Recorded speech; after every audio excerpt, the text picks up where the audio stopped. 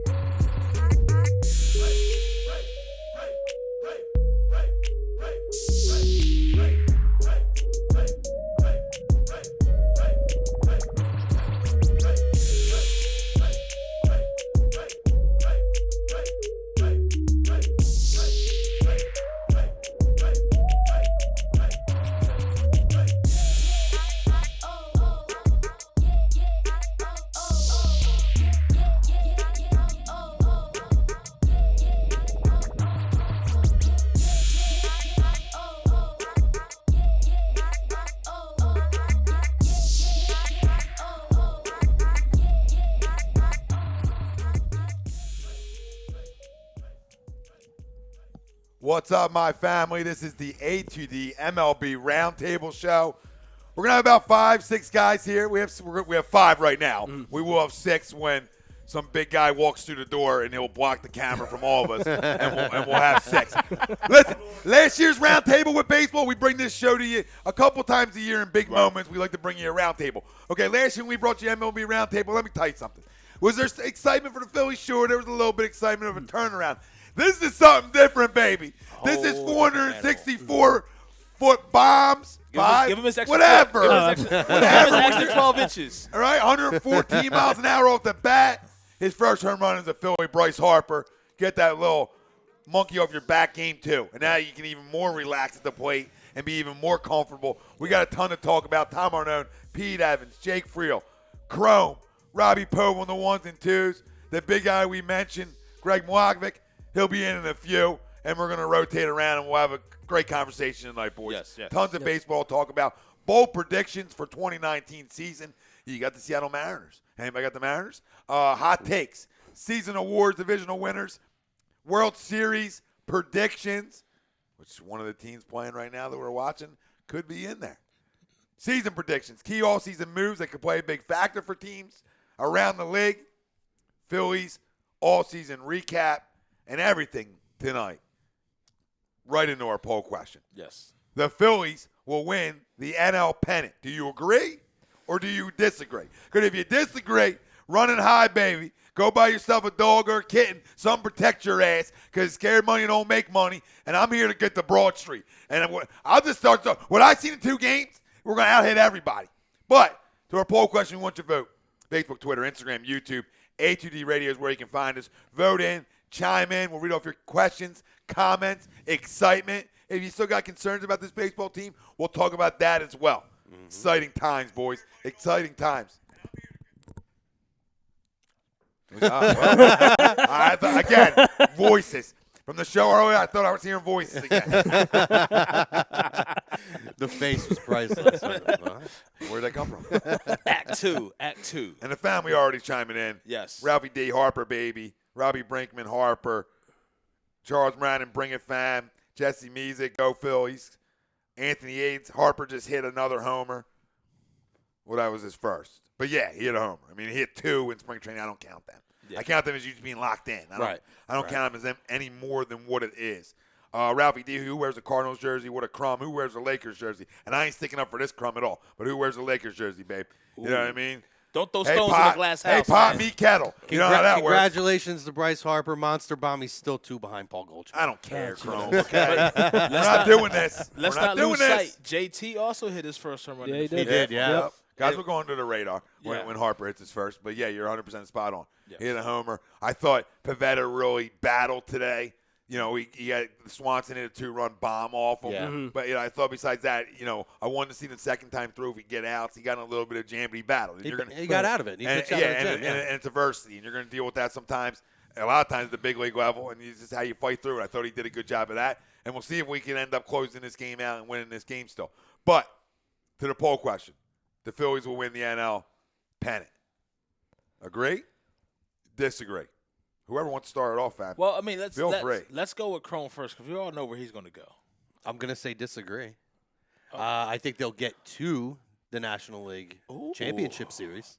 Ooh. But I do not think that they are going to get over the hump this year. I'm not saying next year. I think they're going to build on it. I think they're going to make a massive jump this year, but I don't think they're going to get it done.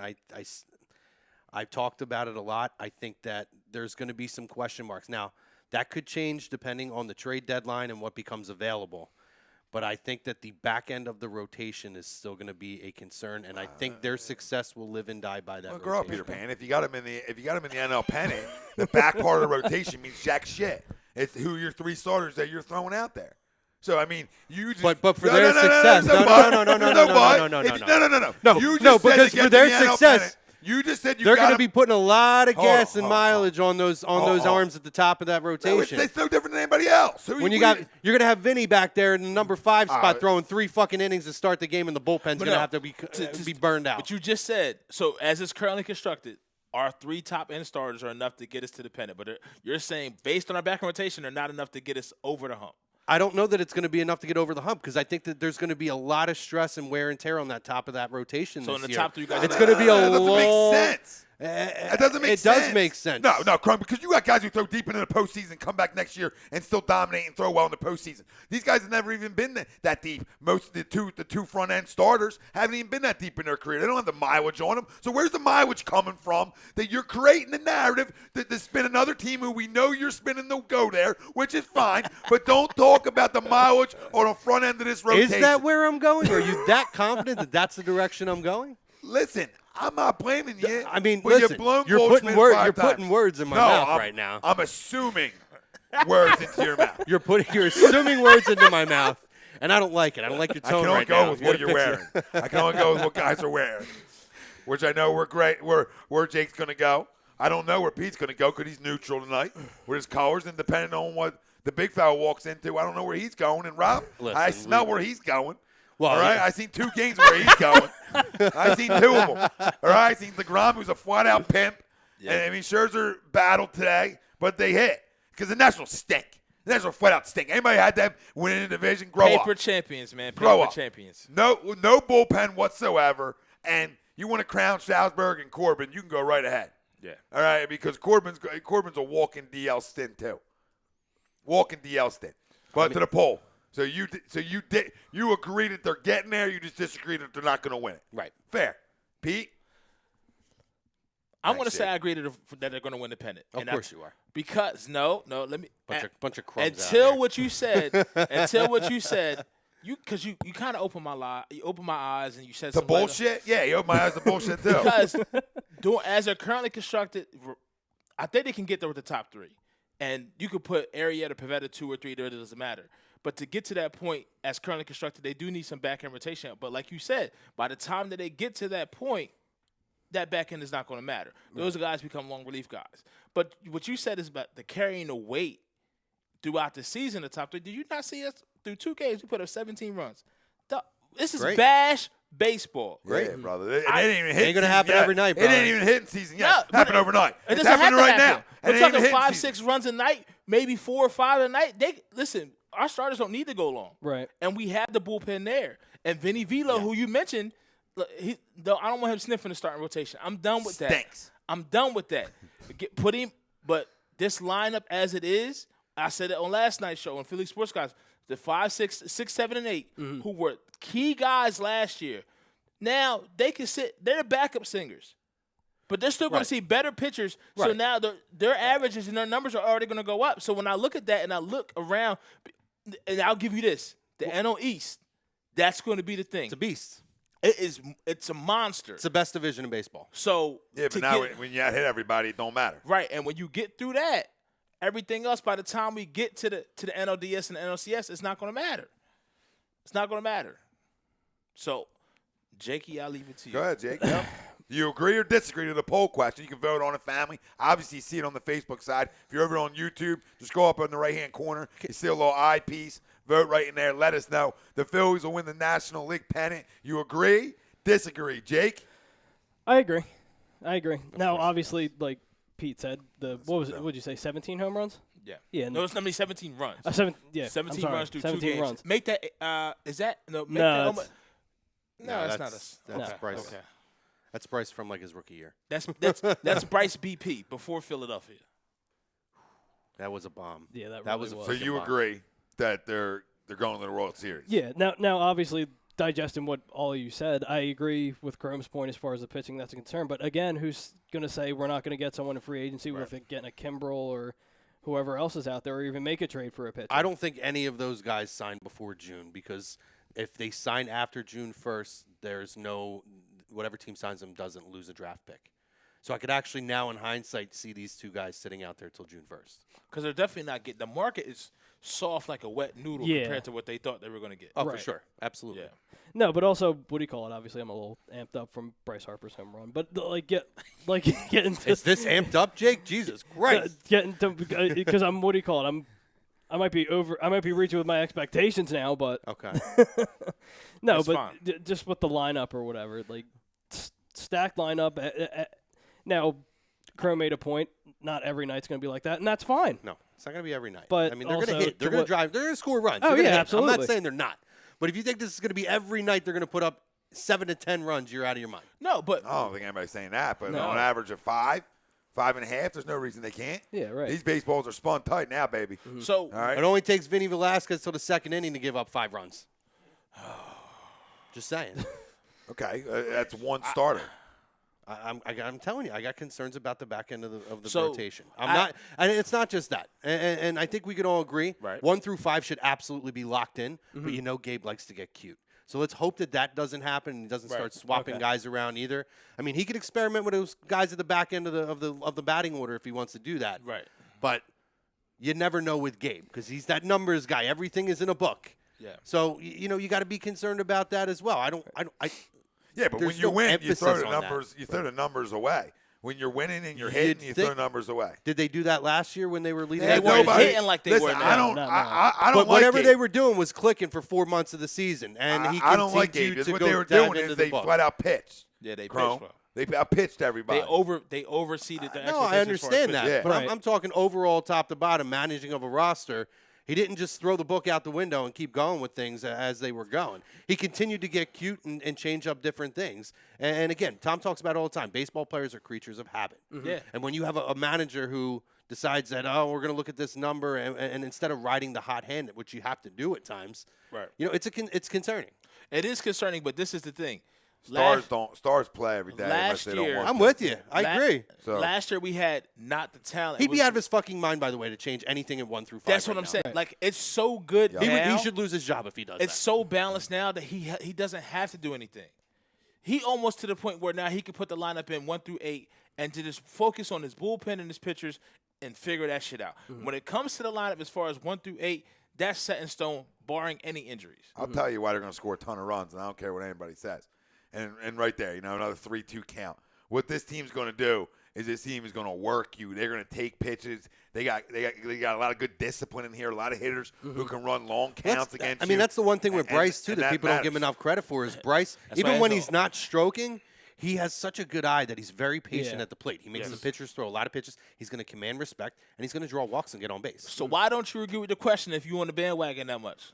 Because I still don't know that they're going to get there. I don't know that they're. You said and you you had 'em think there. that's the you team You I'm said picking. you had them there. So what do you mean you don't know if they're going to get there? You got them there. to the World Series, I'm saying. You got them losing the NL pennant because of whatever nonsense you spewed earlier. So what line? So what team, far as right now that you can see, as far as lineup and rotation, that can shut this offense down or contain it for 4 games? I don't know that you're going to shut the offense down per se.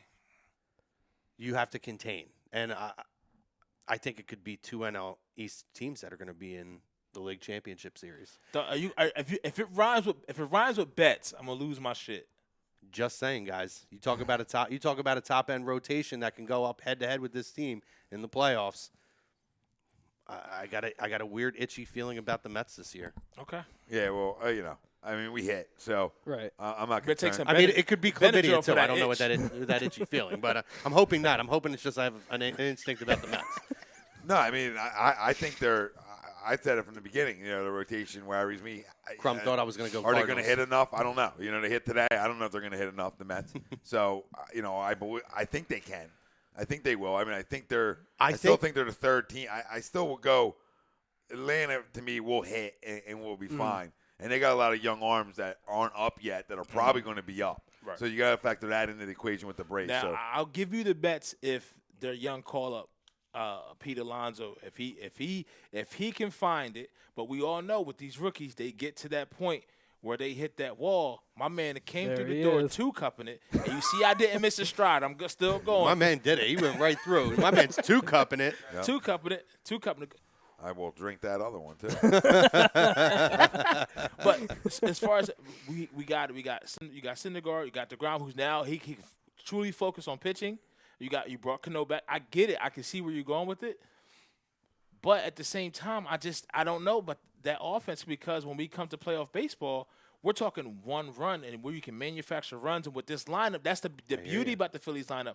We can bash you or we can small ball you. Mm-hmm. I hear you. So it's different ways we can score and manufacture runs. I hear you. I think that Mets, the top of that rotation.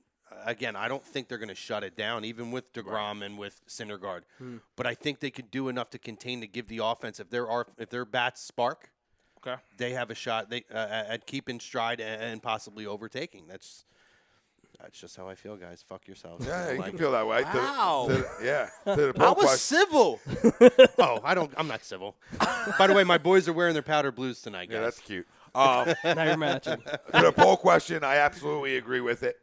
This is the best lineup in the NL, and it's arguably, a top three in baseball. So, to me, that prevails, especially in a league where, there's some good lineups in the NL, but nothing rivals this 1 through 8. Yeah, but nothing rivals it 1 through 8 because you're 6, 7, 8. This 6, 7, 8 is the best in baseball in terms of 6, 7, and 8 because you got your 8-hole hitter who can get 35, 30. You know what I mean? So that separates your 6-hole hitter can hit 25 if he gets hot and going.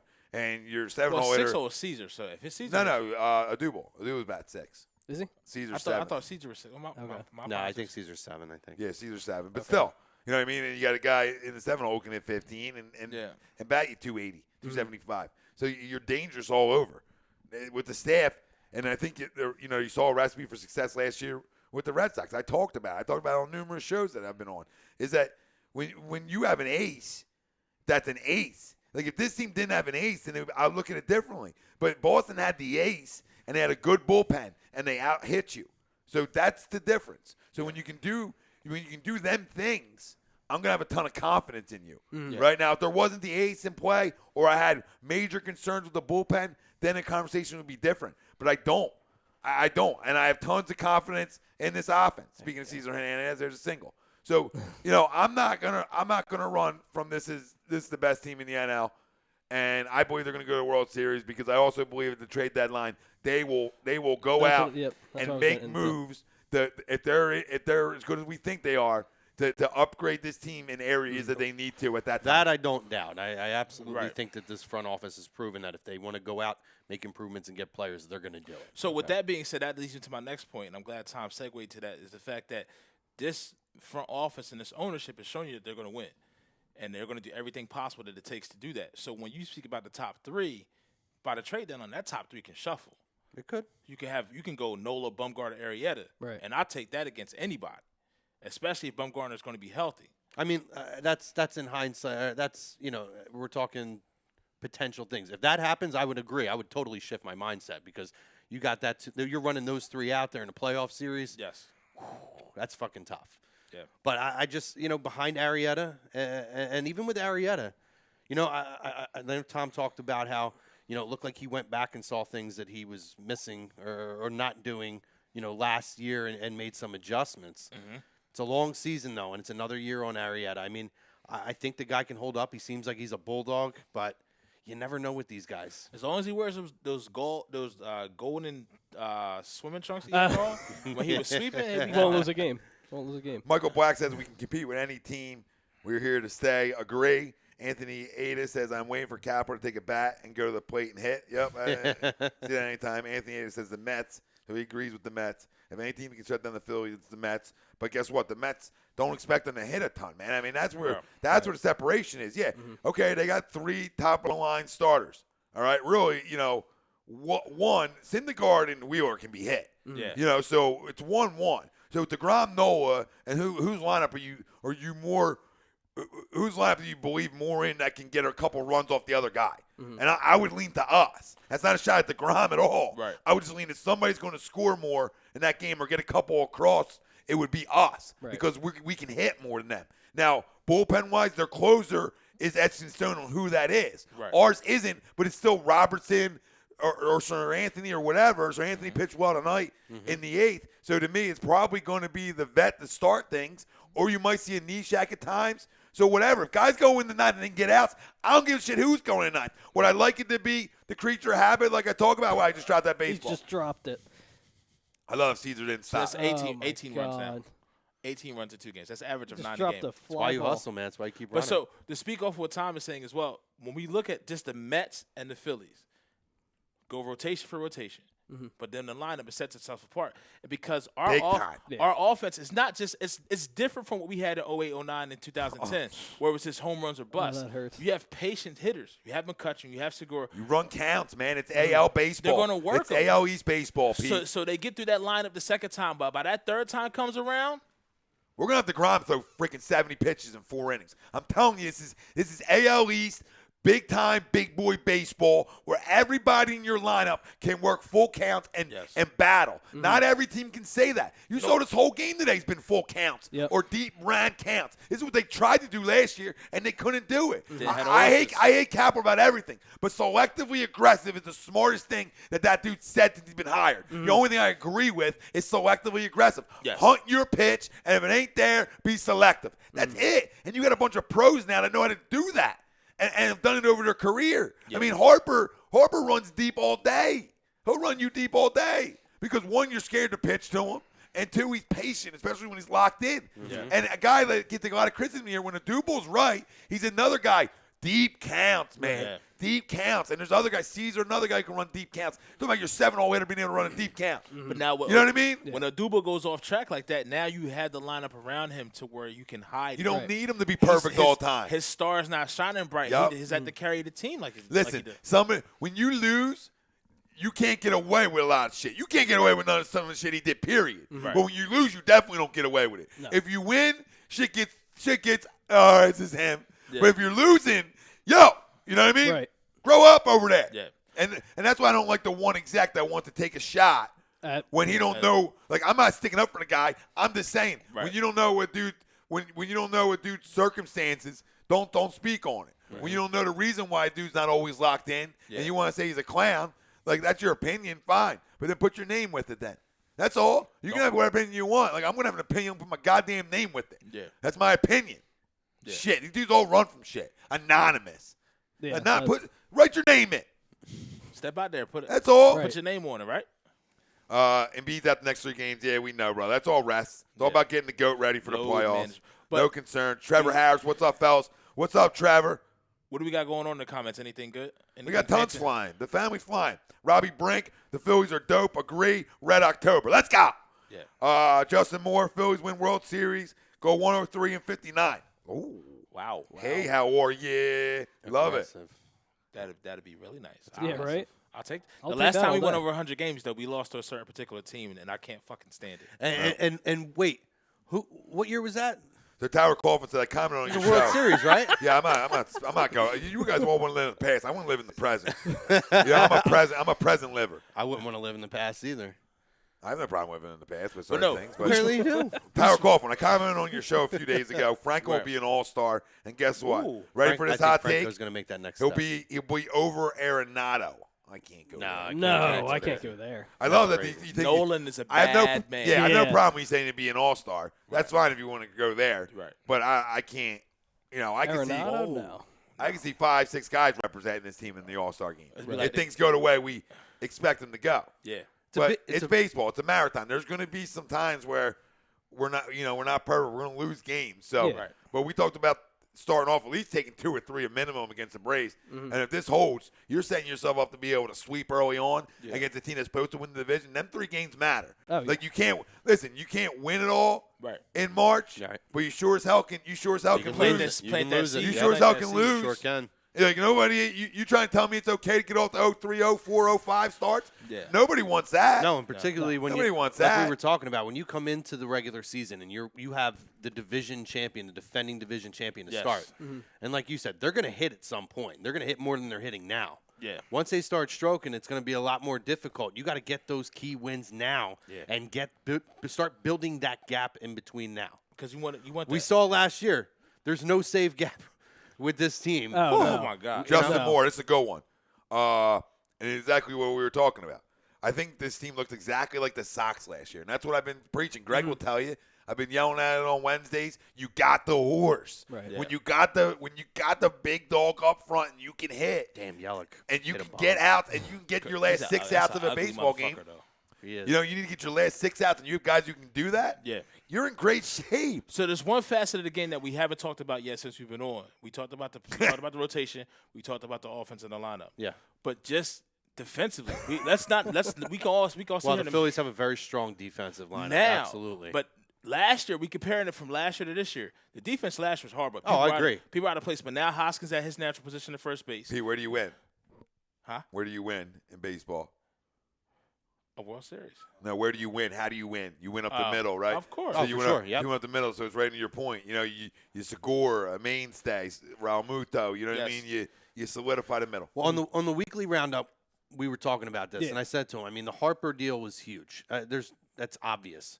To me, that wasn't the key move, though. And you're touching right on it because you win right up the middle. Segura move? I think the Segura move was really so pivotal and key for this team. I agree. His bat, the way he plays defense, and up the middle. I mean, you talk about shortstop, the ground you got to cover up the whole. Oh man, I think that move was probably that and the Real Muto move were probably the 2 key moves. The Segura move was the start, you got McCutcheon, and then you trade for Segura, so you're like, okay, I see what you're doing. Right. You know, now I see what you're trying to get yourself into. So you're right. The Segura move was gigantic, and it'll go overlooked because of Harper, but it was huge. Yeah, and McCutcheon's great to have that vet, that guy. Yep.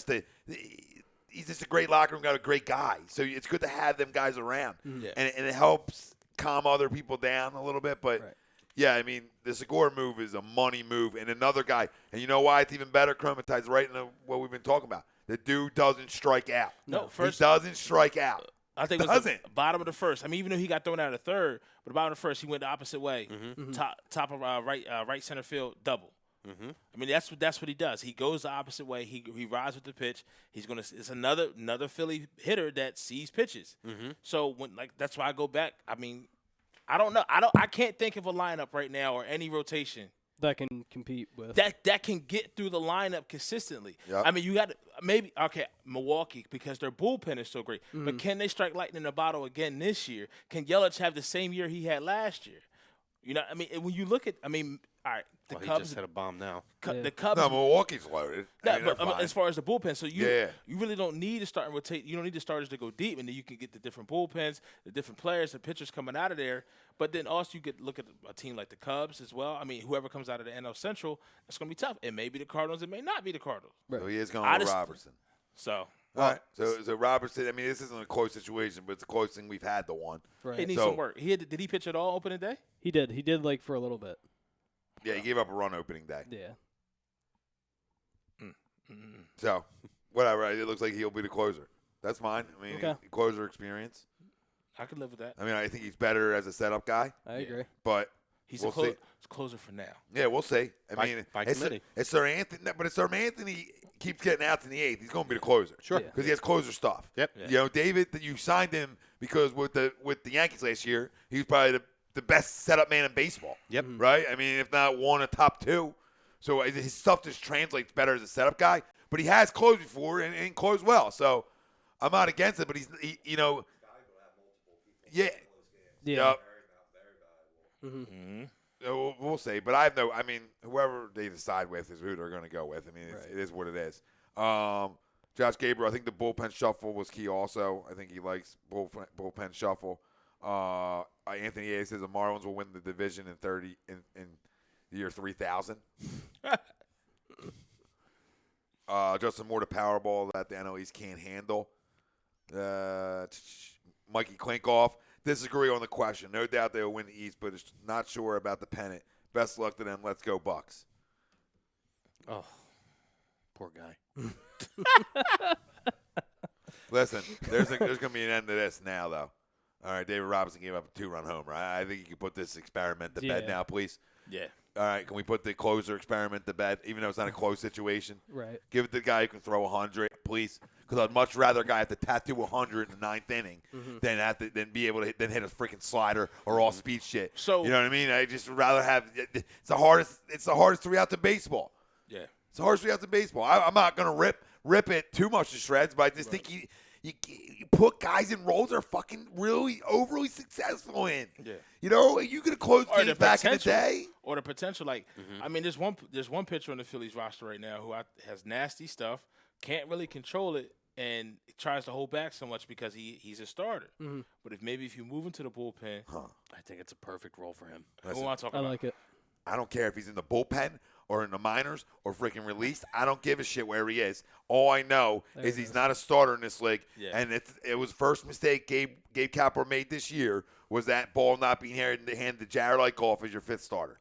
It's I'm a with you. travesty. I agree. It's a disgrace. All right? The guy continuously shows you he can get through one time through a lineup. Disgrace talk. Yeah. Anything over on the YouTube, fam? We got things popping? Got some comments to read? I know we do, so don't tell me no. I mean, well, Povio said, "Let's go Mets." He included the apple. Yeah, he'll be on soon. He can let's go Mets all he wants. And we might shut the stream down. L.A. Dave is going hard. It's going hard. But listen, I'm a realist, man. I did it with the Cowboys a couple years ago, and I'll say it with the Mets like Chrome did. I think it's them and the Braves is the second team in this division. Right. It's not the Washington goddamn Nationals. Nope. They're not good enough. Yeah. Shit. You'll fall in love with a 20-year-old and 21-year-old. They're not going to separate. They're not Harper. Yep. They're not going to come in and make major impact like that quick. They're going to be good, but they have no friggin' bullpen. And outside of Scherzer, I don't love their staff that much. People are below their staff. I ain't in love with Corbin or that vagina. Strasburg, you can't rely on. And Strasburg wears a tampon on Daisy pitches. I mean, honestly, Corbin, when you look at his no numbers, disrespect, ladies. He really only had that about a year and a half of top elite pitching. Did he even Other than have that, elite? Was he ever even elite? He was an elite. He was a top end pitcher. To maybe remove the elite word, but talk about a top end guy. He's pitched very well over the last year. He's pitched good. He's pitched good. I think he was overpaid. I think he was overpaid. Absolutely, he's overpaid. But my point is injury history, right? Right. Cromer. I That's hear my you. issue. It's not about talent. I hear you. Strasburg, it's not about talent. It's about what's up here and what's between his legs. Corbin's just about health. Corbin's a better pitcher than Strasburg. I don't even give a shit anymore. Because that guy's a flake. Yeah. And that's probably why Harper's like, oh, you want to give me deferred money and make me still deal with Strasburg? I'm out of here. Peace. Like, Scherzer's his dog. And then Yahoo Sports puts out an article today. They should fire whoever wrote it and should fire everybody who handles their social media. It said, oh, Washington's payback to Harper. He's got to face Scherzer when he comes back.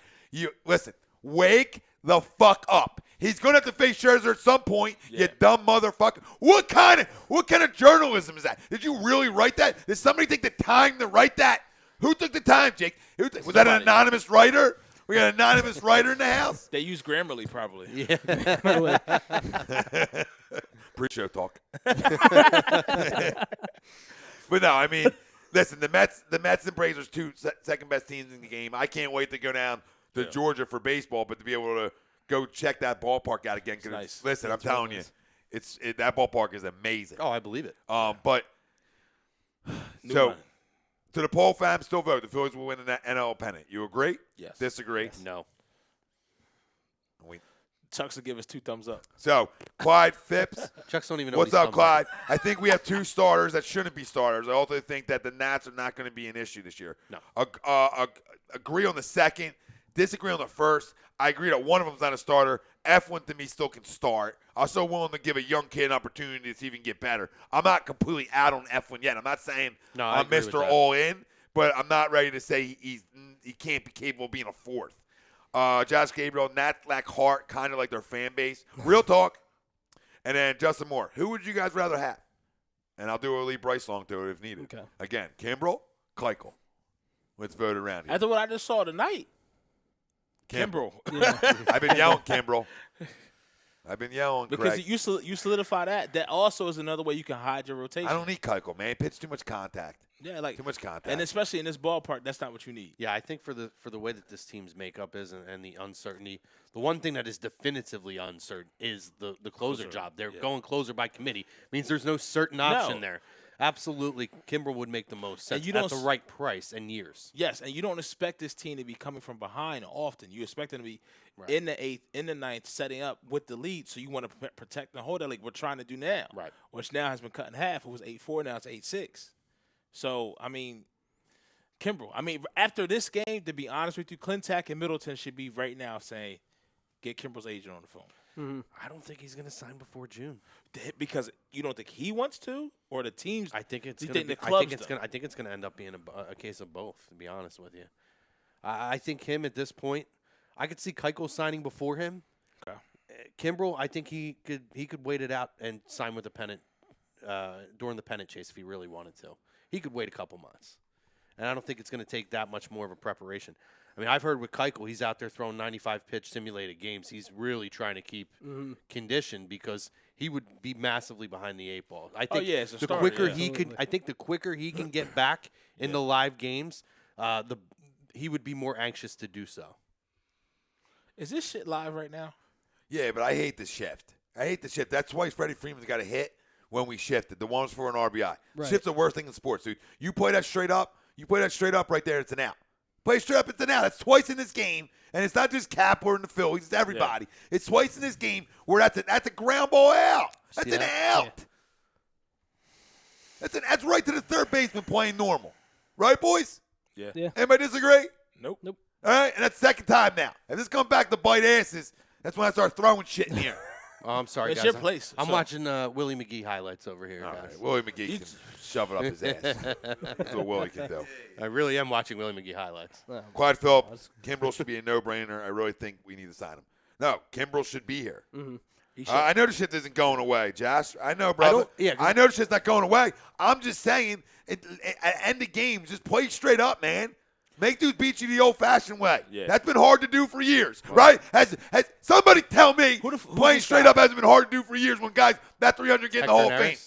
They're getting Neris up. Oh, Jesus. All right, somebody tell me. So in the YouTube, we got Franston wants to sign Kimbrel right now. Closer by committee is like having a tandem goalie, which is so true. I totally agree with that. Yeah. So I mean, it's just not a situation you want to be in. So Clintack, I need you to make shit About happen. the only sport that a committee works in is a running back by committee. Anything else it doesn't work. Right. It just doesn't work. No. Particularly with baseball, with how these guys get into routines, you're Creatures of constantly habit. Yeah, absolutely. shaking that up. I hate bullpen guys sometimes, man. I mean, it's just everything's it's so difficult just to end games. It's just difficult to end games, and then you shift and make things easy on guys. You make a guy a little poke one, a little ground ball out, or line drive right to the third baseman, and it keeps the game going. Look at that, Man, dude. that's Somebody should ban that dude with That's the a big glove. That's a Kuna, man. That's no easy out right there. No. With the big glove, somebody should ban that guy. Yeah. Should never be allowed like back in cheating. the game again. The usher should be like, let me just get you out of here. Right. That guy, too. Anybody wearing gloves, grow the hell up. Grow the hell up. You're a grown-ass man. All right? Your kids wear gloves.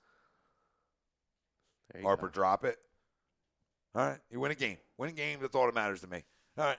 Not gonna have you. It's not a safe situation. I feel like closers in safe situations, always non-safe situations, always give up runs. Right. Yeah. I feel like that's like It's an you MO. go in there with a different mentality. Yeah. Every closer, that's how they give up. That's how their run average is high. What were we just talking Because about? they'll come in them It's a games and give like different 2. preparation when you come into that situation. It's a whole different And mind it's a frame. mental. All right. Listen, I love the fight, and I love the fact that Slam's going to out-hit everybody. And that's what separates me on the poll question. That's why I believe they can win the NL pennant and why they will. And when you have the top-of-the-line rotation guy in Aaron Nola, right, and every fifth day, you're getting shut down. You're shutting the other team down. Right. And he's keeping you in games. So besides that, Pavetta showed me today you can battle. Some adversity, battle through it. All right? Some toughness there. We hit. All right? And we'll see Arrieta tomorrow night live at the game. and he put the sunglasses on, told Boa, he's back, baby. It was like Major League. Yes, he did. All right, and he had 20 swings and misses. We were talking about it Yeah. on your guys' show last night. 20 swings and misses this spring. He didn't have 20 swings and misses all last year. Yeah. All right, so put the glasses on, Jake. Giddy up, baby. But I love Jake Arrieta for one reason. Guys who make adjustments at this level or why guys can be Cy Young guys. Yep. Yeah. Because he didn't have he figured it out on his own how to get better, right? So he had a down year last year to his standards, and you knew he went back to the drawing board with no pants on and figured it out. All right? And I guarantee he figured some things out this year. Yeah. I expect a better Jake Arrieta. I think agree. the whole NL sleeping on Jake Arrieta. Dude always figures it out when something goes wrong. And he's not that old where it's like, oh, he's done. Yeah. He doesn't rely on velocity. He relies on movement. Yeah. And if he figured out the movement, we're going to find out tomorrow, baby. Grub, if we start out 3-0, you better watch out. I'm going to come on. I'm going to just walking through. I might not take, that home run again. Giddy up. Throw the hands. Throw the hands and the heads at it. Woo! I didn't feel so good looking again. Look, I can't stop watching it. You want to come up? You want to come in? Get cute? You want to come in? Now with those I will hips, absolutely those hit hips it to don't the lie. Delaware. Those hips don't lie. They Shakira style. don't. They don't. Look at him come back out, too. I love the fire. He fits perfectly here. Yeah. He's the perfect fit, Oh, yeah. and he knows how to be the perfect fit. He's a listen, he's a grand slam because he's a great ball player, and he's an energy guy, too. Right. But he knows how to get the fans to love him, too. He knows how to, and the few idiots that did boo the other day, you're football guys. That's it. You're allowed to watch football and nothing else, okay? Yeah. If you're booing in 162 within the first couple of weeks, you got to boo. You got to boo in you. Listen, somebody boos tomorrow night, Right. we're going to be throwing hands. Hands could be – we're going with a lot of people, so I feel confident in my backup. Hands will get tossed tomorrow night That's the way to if roll. you're booing 3 games into a year. Unless you're atrocious, you know what I Yeah. mean? If you're the worst team in baseball, boo away. Right. But come on, man. I mean, grow up. I don't. Right. They don't represent me No. or us. But I also think that was a little bit of that's an opening day crowd. You know, Yeah. It's a build up leading to that day, leading up to Harper signing. So you may have some casual you fans won there. 10-4 though. No, I hear you. No, I'm but that's not defending this Oh, shit. I know. I'm just saying that. He's like, I'm not defending this shit. No, but like moving forward, you're going to get the more Yeah, you will. traditional baseball fans. Particularly when the weather You're starts right. getting That's why I fucking said the football fans. Yeah. The Particularly, football fans. particularly when you start they're getting living like 90-degree fucking weather and people got to sit outside in that, Right. you're not going to be having those casual fans unless they wanted to get drunk in the parking lots. Well, and half of them won't make it in the What I was stadium. saying to you is you get the football guys who are living in the moment in the one game. You know, football, it's okay to boo one game. You know, because everything's It's 8 games. Everything's in a microscope. Everything's Yeah. faster, quicker. I mean, you only have 16 games to get to shit get together, it right. so- Yeah. So the boo's fine to let guys know. In baseball, early on, slow down. Now, if you come out the gates as a team, you're not playing well, and you want and some boos are coming out, whatever. But you won 10-4. So what are you there for? You there for Harper, So- or you there for? I'm trying to get the broad. Right. Yeah. Well, I'm actually happy you really brought that up because Chrome and I were talking about it on the weekly roundup earlier. Is that with the Harper signing, obviously you have excitement from the Philadelphia fan base and that whole thing, but also it brings in those like I call them LeBron people. They follow where LeBron goes. You have your Yeah. Bryce Harper I got you. followers. That's why So you you're sell that many jerseys, Jake. You don't sell just in Philly. You know what I mean? You're No, right. no, I know that, but That's I'm why. No, You're but my right. thing is, and I'm happy Pete brought it up, is because like the real baseball fans, they're gonna be paying attention to the Phillies. Yeah. And your casual ones, like we were talking about that booed earlier, which I was there. It wasn't that bad. Right. It was more like kind of like a playful boo, but the media wants to make Tongue it in all. cheek. Yeah, absolutely. It's a tongue in cheek. And that's Wouldn't happen in St. Louis. Yeah, what? I'm No, not even. what? I'm not even. Not even good people out I'm there. not even addressing that comment, but I want to say this. I did. By not addressing it, you just addressed it. We Thank you, already sir. addressed it. It's been addressed. I mean, I'm not. I just can't. So I'm just here to take my digs periodically and pick my spots. That's it. but no. So with Harper, Dexter Fowler stinks, it's by the way. the marketability of it. oh yeah. And I And want. I was talking about it on the show earlier. And Yeah. that's kind of to speak to what you said. Everything that you said when you illustrated about Harper being an energy guy, knowing how to get the fans to love him. The thing is, the energy isn't even involved around him. Right. Right. It's just like I can't. This is the one thing I didn't know about him. I watched him, and I can't see him every day when he's in D.C. But just watching him now through spring training, the fucking dude loves baseball. Oh, he Oh does. yeah. he Absolutely. would do this shit for free. Like in his spare time on Sunday. Oh, he would love to do it, yeah. Because and it's a traditional part of the game. Going first to third. You seen him when he hit the home run. Everybody was happy for him. He had a handshake with everybody. You know, this is the second game of the fucking season. I have been on the air on this station since the moment I came on in November. And anytime Bryce Harper's name came up in a conversation, I always said, he's the guy that if he's not on your team, you get an idea that's put out there. But he's the guy that once he's on your team, he'll run through a fucking wall. Yes. And maybe to a detriment, which is why he does have his injury issues that he has. But I think for all those people that doubted that and talked about what a prima donna and a diva that he is, passion. You're seeing it firsthand. Yeah. And this isn't something he's doing this year because he got a $330 million contract. Right. He's been doing it since he was in high school. This has been his track record in MO. Yeah. It's just you have this blinders and this hatred, and you see the beautiful hair that he has, which he does, has great locks. Yeah. and his smoke show wife. And I think she's nice. I like her. But you said she's nice. Hold on. I don't like her voice. No, but the voice is a little deep for me. In this city of Philadelphia, when you have Kendall Jenner at every fucking game, you can't compare everybody to that, though. That's the standard. That's not even fair. That's the standard. That's not even fucking fair. She's not. No. Nowhere in life is Kendall Jenner the standard. She's the exception. That's a whole different conversation. You can't make Kendall Jenner the standard because everybody in this fucking city this is the greatest sports city in the world. Everybody in this city and, Am I wrong? Pretty much the country is fucked then. When it comes, every woman is screwed. Hey, that's it. I'm sorry. And there's a lot of beautiful women. I'm not knocking you or anything, but there's Kendall Jenner and there's everybody else. He just did. You want to come on, Greg? Come on down. There's Kendall Jenner and there's everybody else. I mean, real talk. We're tangled. It's fine. Right. Man.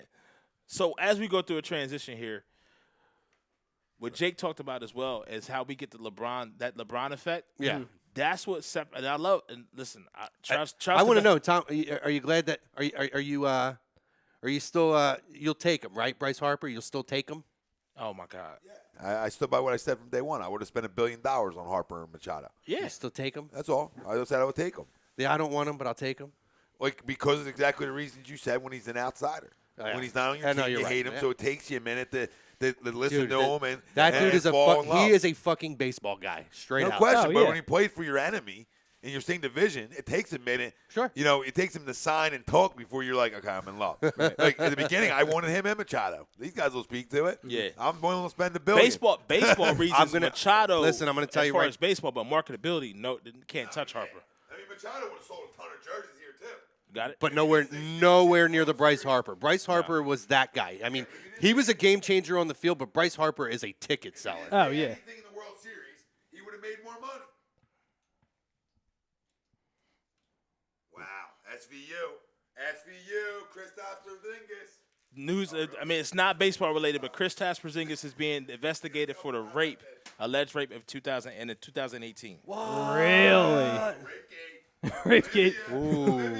And once again, I still draft Jaleel. Listen, I just want to say, still draft Ja right now. Listen, I'm just trying. Look, this is the first. You time. were right all along. Big men don't grow on trees. No, not at all. And big men that can get 20 and 10 on the block definitely don't grow on trees. No, I ain't worried about defense. And who don't just go taking stuff from women that without their consent, allegedly. Anyway, what's up, boys? Hey, What's man. up, brother? Good to see you. Congratulations. Welcome to the party. What's up? On the new whip. Oh yeah. You know, we can give a moment to congratulate. Yeah. Nice little 2019. I mean, he got a Mitsubishi Outlander? Eclipse, Oh shit. 2-door. I wish I don't fit into Eclipse, bro.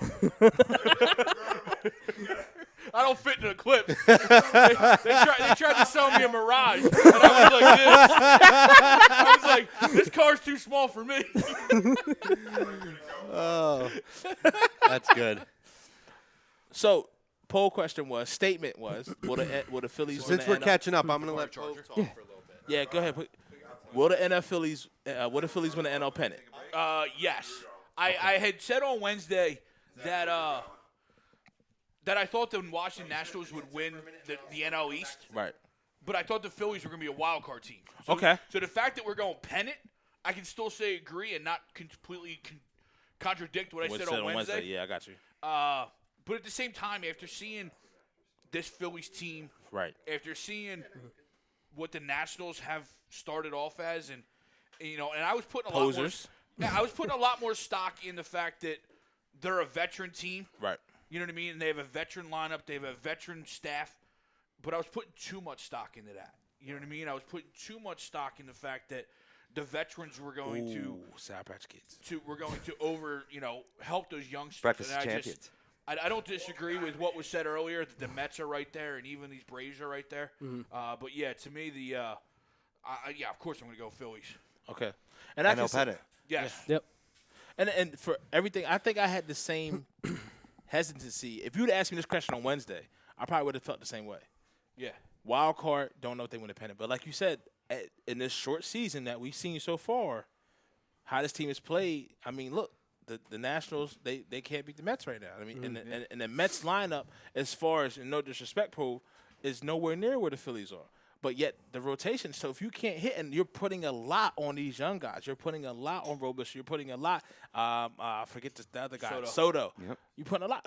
Now, Soto, they said that son of a bitch 20 years old. Oh, yeah. Yep. He looked like he about 30. It's the good old Danny Almonte. He looked like he about 30, boy. I'm like, how Plays is like this it, too. Little League Plays World like a veteran. Series. He does. He Yeah. really does. Yeah. Yeah, I'm telling you, watch. Be surprised. Just come out In the 27 in the years one old fantasy somewhere. League, in the one fantasy league I'm in, I got offered Soto in it was a keeper league. Okay. But I was at work and I didn't answer right away, and then I get an alert Soto was traded to somebody else. I'm like, I was in. I was good. Damn, Because work always because gets in he's the a way of pimp. fantasy. He's an absolute pimp. Yeah, he's a pimp. But it's still to figure out and to keep that consistency. Right. You can get as a fan base and as a team, as an organization. The Nationals can't get over the hump. That's not just what Harper felt. That's a culture now. That's hard to get over that. There's an extra factor here, too, because it is a revamped lineup. You can't expect them to just perform like they did right off the bat from last year. I mean, you got younger players playing in the lineup as well. You got new players in like Brian Dozier. Yes. So it's not going to click right away. And the thing with the Nationals I've seen in this first two games is that you get past their starter. I mean, obviously, Scherzer being a very tall task to do that, but you get into that bullpen and you're in a you tie don't know game what or you a got. couple of run game, you're money. Yeah. And I wouldn't put the Nationals winning more than, I was wrong. I remember me and you on Wednesday picked Yeah, Nationals. I did, yeah. After these first two games, man, I think I might have dropped down to like 75, 76 wins for the Nationals. Yeah. Because If bullpen's things don't key. go right, it can definitely go like that. Yeah. Yeah, because, you got to think. Rendon's a pimp. Yeah. Trey Turner's a pimp. Right. Brian Dozier used to be a pimp. Right. But what is he now? And he's batting in their 8-hole. Right. Yeah. What's he But doing in their 8-hole? You take Harper out of that lineup, are they still the pimps? Right. That's going to be. I That's- mean, that's- Trey that's a Turner's great point. always going to I put think Rendon and Turner are always guys that are just Yeah. going to hit and be Mhm. pimps. But yeah, I mean, Rendon is Rendon's one of those guys who just always kills the Phillies. Yeah. Yeah, definitely. But like you stated, anytime that you have players on a team with a superstar, and you take that superstar out of the equation, you can they'll probably still rake for a point. Phillies, 6 home runs. 6 home runs, most ever in the first 2 games of the season. No. Only 4 times since 1908, Phillies scored 18 runs in the first 2 games. They're going to put up murderer's row numbers, man. Yeah, Oh, it's gonna be yeah. ridiculous. 11 Phillies have started 2-0. Bryce Harper hit second, longest home run of his career. Ooh, Wow. I think career. it was 468 is what they measured it out at. 468. Wow. Yeah, Wow. I mean, Matt Gelb, who used to be a beat writer for the Phillies, now with The Athletic, he tweeted out earlier, and I'm just pulling it up right now. He said, a standing ovation for Bryce as he jogs to right field. This is after the home run. He said, the energy at the ballpark during these first 2 games has been something.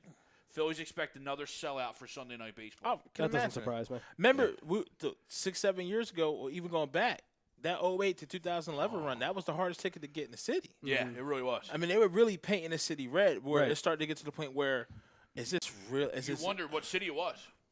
You know what I mean? Yeah. You really wondered, hey, is this really an Eagle City? Yeah, and just to look at it on a broader scheme of things for everyone else, I mean, what the Sixers are doing, what the Flyers have potential to do, what the Eagles are doing, and now and this even not so much even in this area just for us as Phillies fans, but even areas of fans in this area that maybe of other teams, it's just a good thing to have. Yeah. because Yeah, absolutely. It's always going to be interesting, and sports are always going to be at the forefront of the topic. It just so happens that we actually do this at A2D, we like to talk sports a lot. Yeah. So bit. strike while the iron's hot. Yeah. Oh, Because never going to be short of topics. Never going to be short of topics. No, not at all. Yeah. I mean, that's why a good example why you have a non-Crumb Met fan sitting over here is that there's no hate. There's no hate in this body. Sure. You know what I mean? What's good for your guys' teams is good for the area. It's good for the community. Yes. It raises event. You know what I mean? So I'm not going to hate on that. But if we're in direct competition, I'm going to root for my team. Absolutely. Yeah, as you should. You hear that, Chrome? As you should. Oh, no. Oh, okay. I'm sorry, I couldn't tell. Yeah, someone's got to be a ginger. So we kind of hit on it on the first bout, but we talked about the Gene Segura move being a very low, that just being the start to everything. So with that, as far as the expectations, and we could take that from the Phillies itself to league-wide, because your team, they picked up Cano, they picked up Edwin Diaz. Now that, like I said, they signed DeGrom long-term. So the expectations based off the offseason moves, have they changed? Have they been raised? Have they been lowered? It's kind of the same. Right. Where are they at for you guys? I mean, for me personally, I mean, what I saw this offseason was a lot of loyalty. You saw a lot of players, instead of testing the free agent, signing contract extensions with their team. I mean, I got a laundry list on the phone that we'll dibble-dabble into, but you brought up one with Jacob deGrom staying at home, getting slightly under Chris Sale money, only 5 years, not maybe 7 or 8 like you're ideally looking for there, but wanting to win with your team. And, I mean, that's great. That's great for the game, too. It's like good seeing that infusion into the game. Right. But you still got to mix in some outside blood. For me, I mean, obviously the deal for your guys' offseason was Bryce Harper, but it might have been Gene Segura. Yeah. I'm a huge Gene Segura fan. completely agree. Yeah. And just because of the Harper signing, I told a lot of people that the Harper signing kind of overshadows that. Right. It does, but it fits such a team need. Oh, it does. And it's a quality player. Yeah. I mean, I really, in that, I was so bummed that Diaz was dealt like 2 days before the Segura move, because I really wanted them to try and figure out a way to get that closure in that deal. Right. You know, get Segura and Diaz, boom, let's go one time. Right. You know, and then when he was traded, I'm like, but we still can get Segura. Right. To me, Right. the move, you know, I mean, and Segura is great because I said it on Wednesday. You know, there's going to be times where Harper's going to bat 4. There's going to be times where he might even bat 5. There's one guy in this lineup that does not move from his spot, and that is Gene Segura, number 2. Yeah. Right? With Perfect that being number 2 said, holder. my guy is JT Realmuto. yes. Yeah. You know, I mean, what he's going to be able to do with this pitching staff, just from a defensive standpoint. And I loved Jorge Alfaro. I loved him. I was a Jorge guy. Yeah. But Cannon for arm. But he was a Oh, hot that- mess behind the plate. To his credit, he got a lot better. Yeah. You know, got a lot better back there, but he was still such a work in progress that you can see now when you put a guy who's actually supposed to be there Right. back there, what it looks like. Well, you could be a big fan of a guy, but still want to take an upgrade. Oh, and there's- Realmuto's an absolutely. upgrade Yeah, you're because right. he's still a young Yeah. player in Right, this right, game. right. Yeah. For me, I'm a big I played first base through high school and even some small time college ball.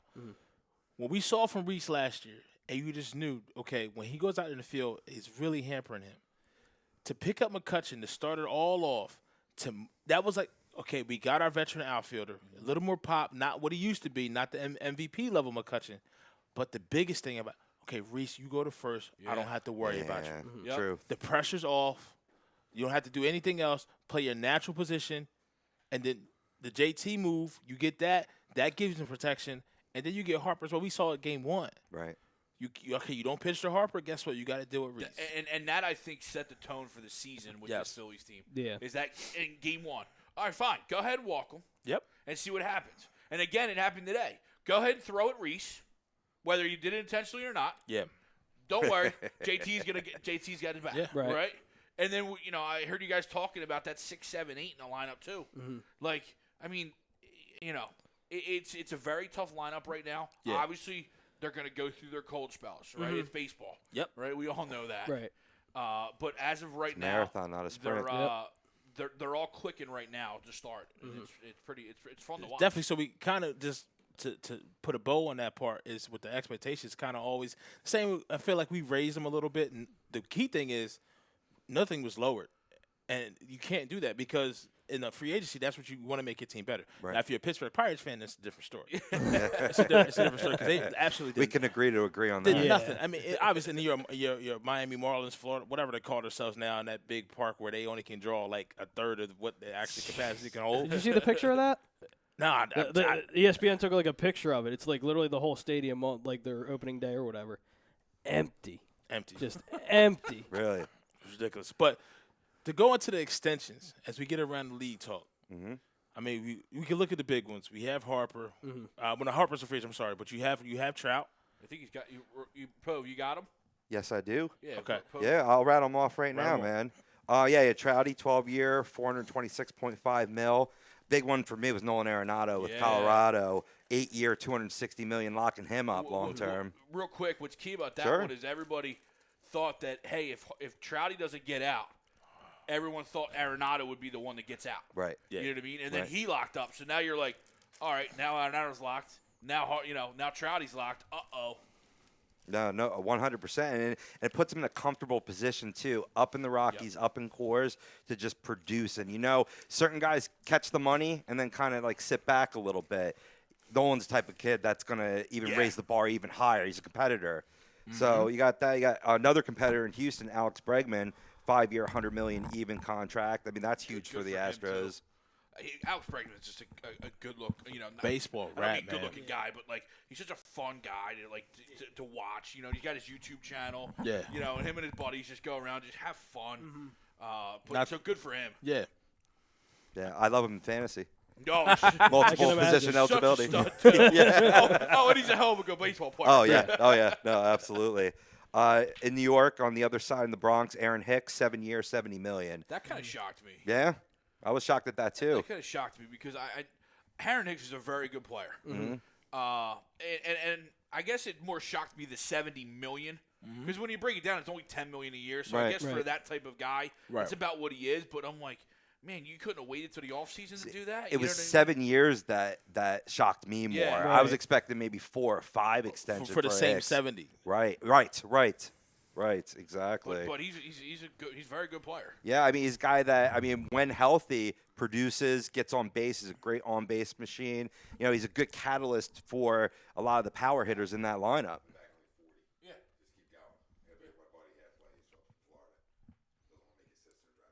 Yeah, go ahead. That's why you're champion. Same the Uber.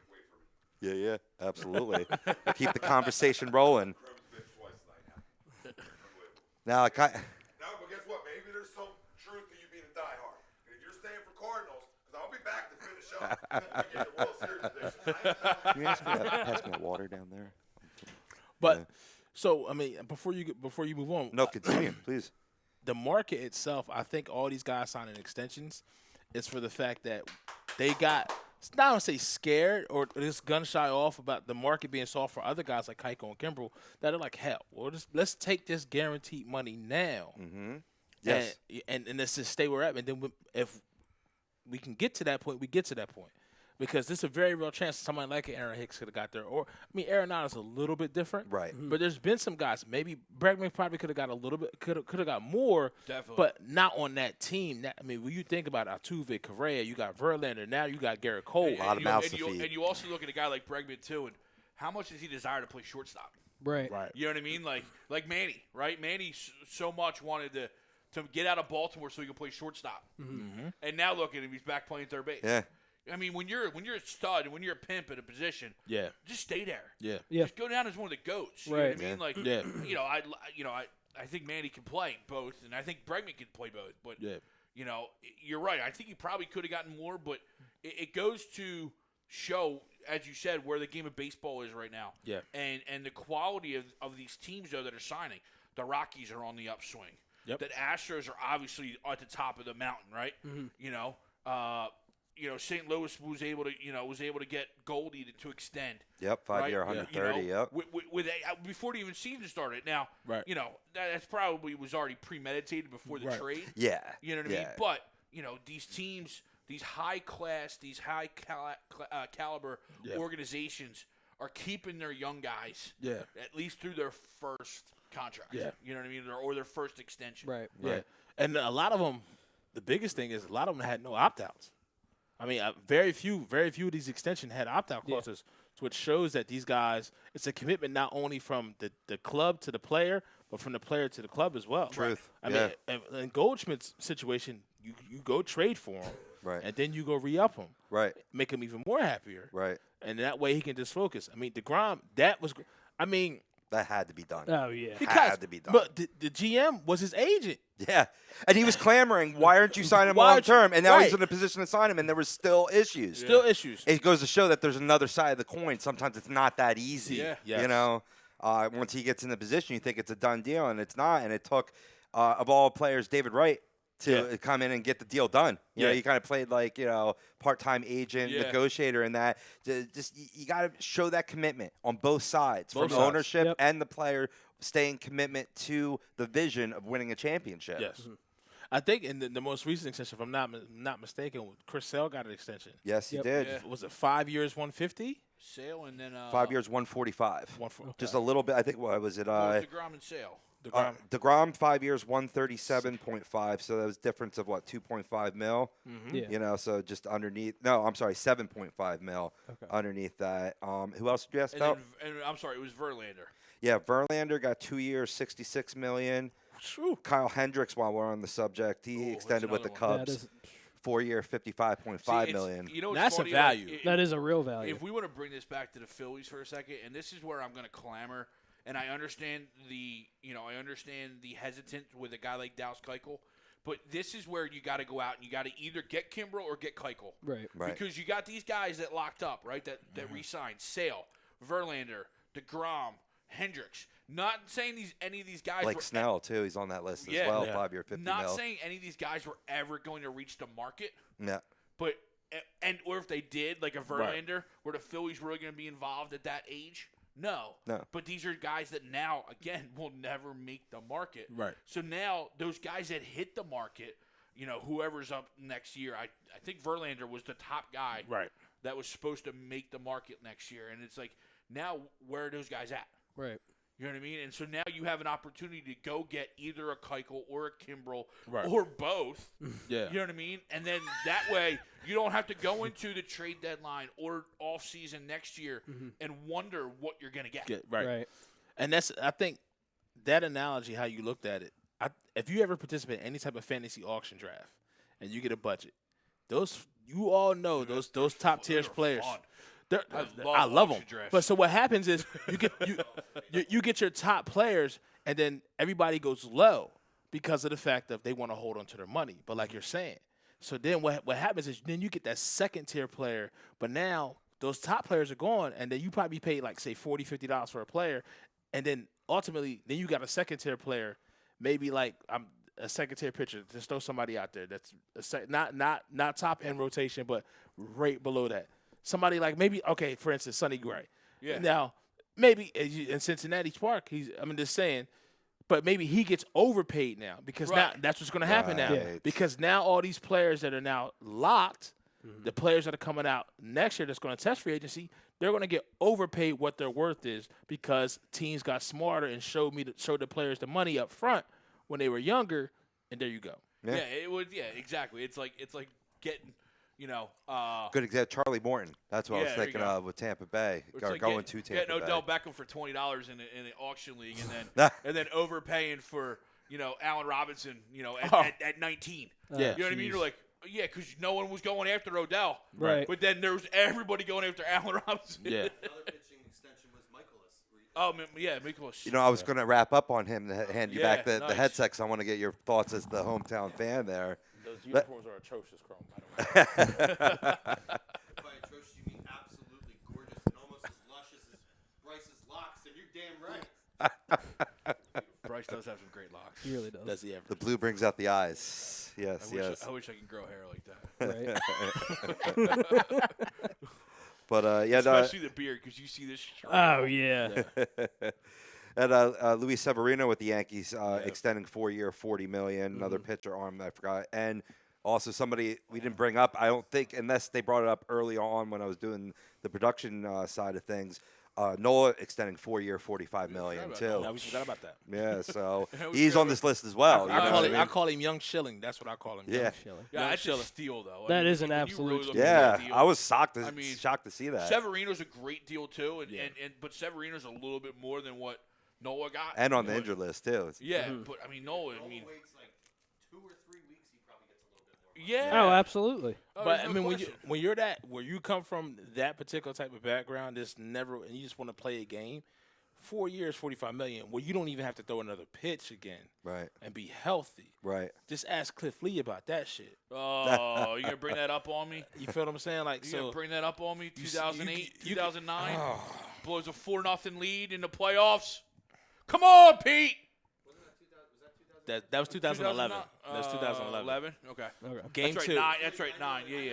Game Yeah, 2. because then we got Howard. 'Cause then our big baby. Right. Cardinals single-handedly destroyed the Phillies. You did. You destroyed the Phillies dynasty. Although I still think going after 4 aces was wrong. Yeah, Yeah. definitely. And Little that bit. Because I go back to look at that World Series team. You had Cole Hamels and a bunch of dudes. but a lineup I that mean? can rake. But you had a lineup that could hit. And then when you came back around to it, you're like, Shane Victorino, we love you, but no. Jason Worth, we love you, but no. No, yeah. And listen, I get it. You know what I mean? Especially like a guy like Jason Worth. You know, he was one, hit on the wrist from never playing again. So, Yeah. dude, go get your money. Yeah. You know what I mean? You won a World Series, so what else you got? Right? Go get the one and only contract. Should have I won no 2. issues. Should have won 2. But yeah, I mean, but it's those type of guys that obviously made that lineup, Yeah. because it was Cole Hamels and a bunch of who? Right. And that's kind of what it echo was. to what the Phillies have now, where they realize we need to get a lineup that can hit, because that goes into what our ballpark is. They can go split on the road, but if you can get 10, 15 games above 500 at home, that's going to make all the difference in the world. Yes. Are you playing in the postseason? And then when you get Goldie you get can't catch. Nope. That's all I want to do. All I want Yeah. to do is have like 10, 15 game advantage at home and break even on the road 500. Yeah. because your rotation for was it City Field? Yep. City Field, like that's a big part. That's a Right. pitcher's part. So you want the strength of your team Pitching and defense. Yep. So I mean, it's when you break it down that way, it seems so simple. Yeah. Where in the complexities of baseball, between the lineups and shifts and the contract structures and free agency, and you have single A, double A, high A, and all this other quadruple A, triple A, and all this shit. When you look at it, sometimes it just comes down to the simplest things. Keep it simple, stupid. Right. You know what I mean? But you can put all the right pieces together, and the players still got to perform Yeah. to the expectations to what the pieces are being put together. So that's what I've been really happy to see so far, is a lot of the new blood coming in, as well as Pete Alonso making the team. Also Jeff McNeil, I think, is just also a quality hitter as well. Right. How they're all blending together and really adopting a strategy of situational hitting. Right. That's how we're going to put up runs, because we are all pitching and defense. The Mets are, but. Can they hit and put up runs? Yes, but will they have cold streaks? Will they have down points? Yes, because they don't have that one guy. They don't have that Harper. Our guy is recovering from dual heel surgery on that. So, so it's all about situational hitting at that point. Late August, early September, potentially. Okay. Oh, wow. But there's no precedent for this injury. It could be earlier. Right. It could be the full year. Right. My hopes is that you pick him up for a playoff run, almost like a free, even though – yeah, I think it's this year that they cut it off, where there's no more waiver trades. It's either this year or next year. But either way, when you can get a piece like that back post-trade deadline, it's almost like you've got a trade done. Yeah. Quick question, Robbie, on the Mets side. Mm-hmm. Do we see Tebow Mania this year? I don't think so. He didn't hit enough in spring. No. I mean, he's a good athlete, and he shows that, and he can run the base paths, and he was a phenomenal defender out in the field, made the smart throws, hit the cutoff man. You could tell, you can just tell good kids. Like, this is why I give love for Carson. He's a good kid, and study the game, and you can rely upon that. So will he ever? I think he will, but I think he's, this is only his first year in AAA now, and I think it's, the fact that he's gotten to AAA is a feat unto itself. Oh, there's no question. Yeah, absolutely. There's not many guys in the world that can do what he did. Yeah. Right. To take that much time off from the game, hadn't played it since high school, go get his 4 years in college, Right. win a couple national championships, Right. beat the Steelers, which I love, started a whole craze, T-bone, and then to say, you know what, I'm done in football. Let me try to get back to this baseball thing and work his way through it. And now, like you said, to get to AAA, I mean, I don't know if the Mets do. Now, I will say this: if he does get caught up, I think that bodes bad for what the season has been for the Mets. 100%. I was going to get to that too. Yeah, actually. because that that means really a good whole point. hell of a lot of people got injured. Because that's another reason why I said no, was because we got like 3 or 4 deep at every position. You know, it's a really deep team. Brody Van Wagner really bolstered the depth, and that's what's always hurt this team. They could be a 90-93 team win, but they get injured, and then they're out of it, trying to, clamor for 70-72 wins. So, that's going to be the key issue. So he won't, unless it's, mass unit, I don't expect to see Tebow. I mean, even a prospect like Alonso who's been tearing the cover off the ball, 2 doubles today. He might have trouble cracking the lineup when this team's fully healthy because we haven't, the Mets have both Todd Frazier and Jed Lowry out on the IL right now.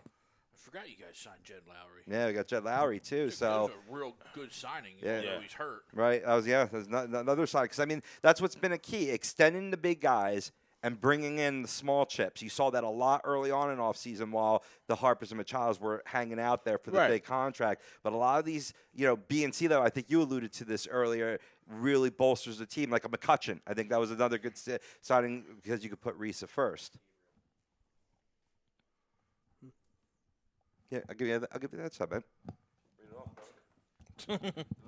Yeah, don't say it, Rob. No, it's a good question since we have Rob on. Josh Gabriel asks, does anyone think Syndergaard stays in New York or do the Mets trade him before the deadline? That kind of just goes right back to what we just had with the Tebow question. It depends on where the Mets are at that point. What are you playing for? What has been that first half of the season look like? It was really almost the first 2/3 of the season. Where are they at? And then, I mean, it's a valuable piece that if you can get something for it, I mean, you make it happen. But I'm pretty sure as fans and the players and ownership and the GM, they want him to be a key piece contributing to a playoff run, to a pennant run. They don't want to have to get rid of him. I think eventually, at some point in time, if things go colossally bad, it could be as soon as this year, but in the years to come, there's going to be a situation where they got to choose between Wheeler and Syndergaard. And I really feel that, I mean, obviously it's performance, but the way that Syndergaard, I mean, as soon as he found out DeGrom got signed, he was like sending out tweets like the Frank the Tank from old school, like awesome. He's really vested in this team, and ownership recognizes that. So that's their boy. But he's got to perform and outdo Wheeler because Wheeler had an outstanding second half of last season. Yeah, he did. Great spring training. Not as hittable as Syndergaard's been. Syndergaard's still with the strikeouts. He had 7 today in 6 innings, but gave up 4 runs in those same 6 innings. So he is starting to get a little hittable. He's been working on throwing away his 4-seamer and throwing throwing away his 2-seamer and throwing the 4-seamer more, riding it up. But we'll see if that corrects the issue. You think it comes down to though they just can't keep everybody, and maybe he's the one guy that gets out. I mean, or do you think it's more of a guy like Matz that's the guy that gets out and they keep the headliners, we'll call them. Yeah. Well, I think that's a foregone conclusion. Matz just hasn't stayed healthy. I mean, he did have his first healthy season, 32 starts last year. If he repeats that again, that'll raise his stock certainly. But I think they look at the big 3, just like you look at in basketball, the big 3, and if any team has the dollars and cents to make that happen, it is a New York team. It's a big market team like Philadelphia, like Los Angeles, like Boston. So hopefully it doesn't come down to it, but I just have a feeling that it's going to come down to having to choose between the 2. I mean, thanks for the question. That was great. It's just crazy the money that's going around in MLB right now. When we sit here and we talk about it, how can we get people more interested in the game? How can we make the game shorter? I'm like, fuck, you need to make the game shorter for it because you got 300 million. But even though that's the big ones, Arenado, Machado, what Trout got, what Harper got. But when you look at how many players did we rail off on the extension list that was 50, 60, 70, some 100. Bregman got 100 mil. Goldschmidt got 100 mil. Sale got 100 mil. DeGrom got 100 mil. We missed another person that got 100 mil. I can't think of it right now. Well, Trouty.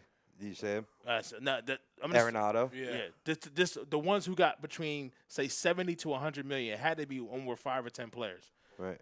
So I mean, you look at that. There's That's Hicks at higher than 70. any quarterback in NFL's game. I mean, don't get me wrong, it's 53-man roster, but Right.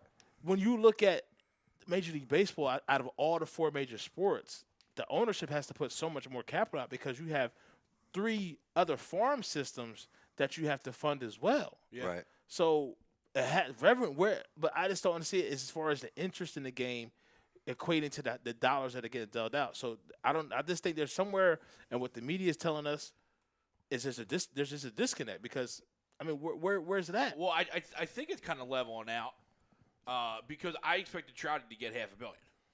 Yeah. You know, if Trouty waits another year, Tommy wanted to offer him $600 million. I'm I'm down with that. I Hell would've. yeah. I'm Would telling you? you, Absolutely. I would take it Comcast's $1 billion check. Jake's Just back. hand it He's to backing the truck up. and just Come say, on Oh, "There down. you absolutely. go." Yeah. The best You know what I player in mean? baseball, you kidding? Yeah. Absolutely. You know, but I expected him to get more. So the fact that he only got $465 million kind of almost tends to say, "Hey, this is coming back a little bit." Right. You know what I mean? Because you even look at Harper's deal. You know, it ends up only being like 26 mil, right? You know, because it's heavy loaded, then it's back and nice and even. Yeah. But like we were talking like it's only 25, 26 mil Right. a year. Like 3, 4, 5 years down the line, if something, God forbid, happens and you got to trade him, he's still a bargain. Oh, absolutely. You know what I mean? Like that's and so now Trouty getting that and Trouty not trumping everybody. Yeah. Kind of almost leads you to believe exactly what you're saying is, hey, the game's going to kind of come back to itself. Right. Yeah. You know what I mean? I know we used to talk with on a Wednesday that I wouldn't be shocked sooner or later you start seeing teams throw out stock options to these guys. Right. Yeah, it makes sense. Like, hey, I'm going to give you $400 million, but I'm also going to give you a 10% stake in the ownership. Yeah. See that? You know, 10% is pretty high. Well, you know what I mean, though. Yeah. You know what I mean? I'm just saying. 2%. 2%. 2%. Was that? With the uncertainty of trading and whatnot, it's tough to do that though because it's contract. It is. You're Depends right. on the player you're talking about, though. Like, Yeah, let's say you're not giving that to let's take a hypothetical that's sort of not a hypothetical. Let's say you have Derek Jeter actively playing Right. for the Miami Marlins, and you give him a little ownership because you can tell this guy is grooming himself for the front office that as soon as he retires, Right. boom. Maybe you give a guy like that 10% because you're keeping a Derek Jeter. Right. Yeah. And you give him the stake in the owner. I hate him, but you do. You give him the stake in the ownership, and you don't tell him like, look, you don't have to worry about any of that shit off the field. Yeah. Like when you're still a ball player, you worry about that when you want to get knowledge and you want to be involved. You worry about when you're off the field. But right now, as long as you're a player, just play. Yeah. Just play. That's it. Now, I said this. This is the first time you guys probably want to hear this. As soon as the Trout deal happened, I thought to myself, the Angels had to do it to stay face, especially after Harper came out publicly and started actively recruiting him. Right. But far be it to me to get my hopes up. You mentioned 3 and 4 years, us trading Harper. If the Angels can't build anything around him, 5 or 6 years from now, you can retool your whole team by putting him on the market. Right. And then if I sit here and tell you now in 2022 or 2023, you can have Harper and Trout on the team and their total combined average annual value is $62 million. We all get giggly. Where do I sign? Yeah, right. I said the same thing with Machado too. Once Perfect. San Diego realizes that, Yes. we can't really pay this anymore. I thought the same thing if he would have signed with the White Sox. This is all good and fine for 2-3 years when you think that you're one player away. Yeah. But then when you still can't beat the Los Angeles Dodgers or you still can't beat the Cleveland Indians. Right. You know what I mean? What's that going to do to your payroll? What's that going to do to the rest of the guys around them? Because now you're going to be the Baltimore Orioles, and it's going to be the Manny Machado show. Right. Yes. I say that when it almost makes me think that for these power clubs, like Kim said, maybe like the Cardinals are the most traditionalist as it is. But if you look at the larger market teams, they can sit there and say, you know what? Okay, I don't have to worry about renegotiating a contract. I just can go look in my cupboard and see what are the best ingredients I can give you to make the best dish. So I don't have to worry about dancing with any other bitches at the party. I gotta focus on one girl. It's that light over there, like in Dirty Dancing with Patrick Swayze and the other chick. You about to lift him up. And any team. Nobody puts baby in the corner. Right. Nobody. You look at teams like the Yankees. You look at teams like the Cubs. You look at teams like the Phillies, who their ownership groups are going to go out there and are willing to spend money. They'll make that happen if the opportunity presents itself, because like you know what you're getting yourself into, like you know what you're going to be paying for, and you have a commodity under a contract for an extended period of time. Let's not like 5-6 years. He'll still have 6-7 years left. Hopefully, a high quality baseball. Right. I mean, the cliff for baseball generally is usually 33, 34. I mean, these guys are 6, 7, 8 years away from that. Yeah. You know, so I mean, that's just something to think about. Now, you brought up the White Sox before. I wanted to bring up, this guy's second to last. I'll bring up Miles at last and then hand the mic over to Cromer. But what do you think about the White Sox extending Elroy Jimenez 6-year, $43 million with zero experience in Major League Baseball? That dude is an absolute pimp. Yeah. Yeah. I mean, for the Phillies to go do that to Scott Kingery, That's immediately who I thought of. and then you got where's that guy in our system? Right. Is Scott Kingery that guy? No. You know what I mean? Because I want that guy in our system. Oh, they had done that with Scott Kingery as well. Yes, That's basically what they did last year with Kingery. Got it. I think I remember that. It wasn't as big as money. Right. You know what I mean? But it still was paying beyond. But before any MLB signed experience. you Yeah. before anything. Right. Now, the Kingery thing, they just never – you paid him because he played second base. Right. And you call him up and you put him on the club and he hasn't played second base consistently. So what the fuck did you pay him for? Essentially. I hope Chicago doesn't do the same thing with Jimenez. You paid him – He's an outfielder, so he's starting day one. Yeah, so you know what I mean? So Yeah, they got the space too, I think. Yeah. Go on.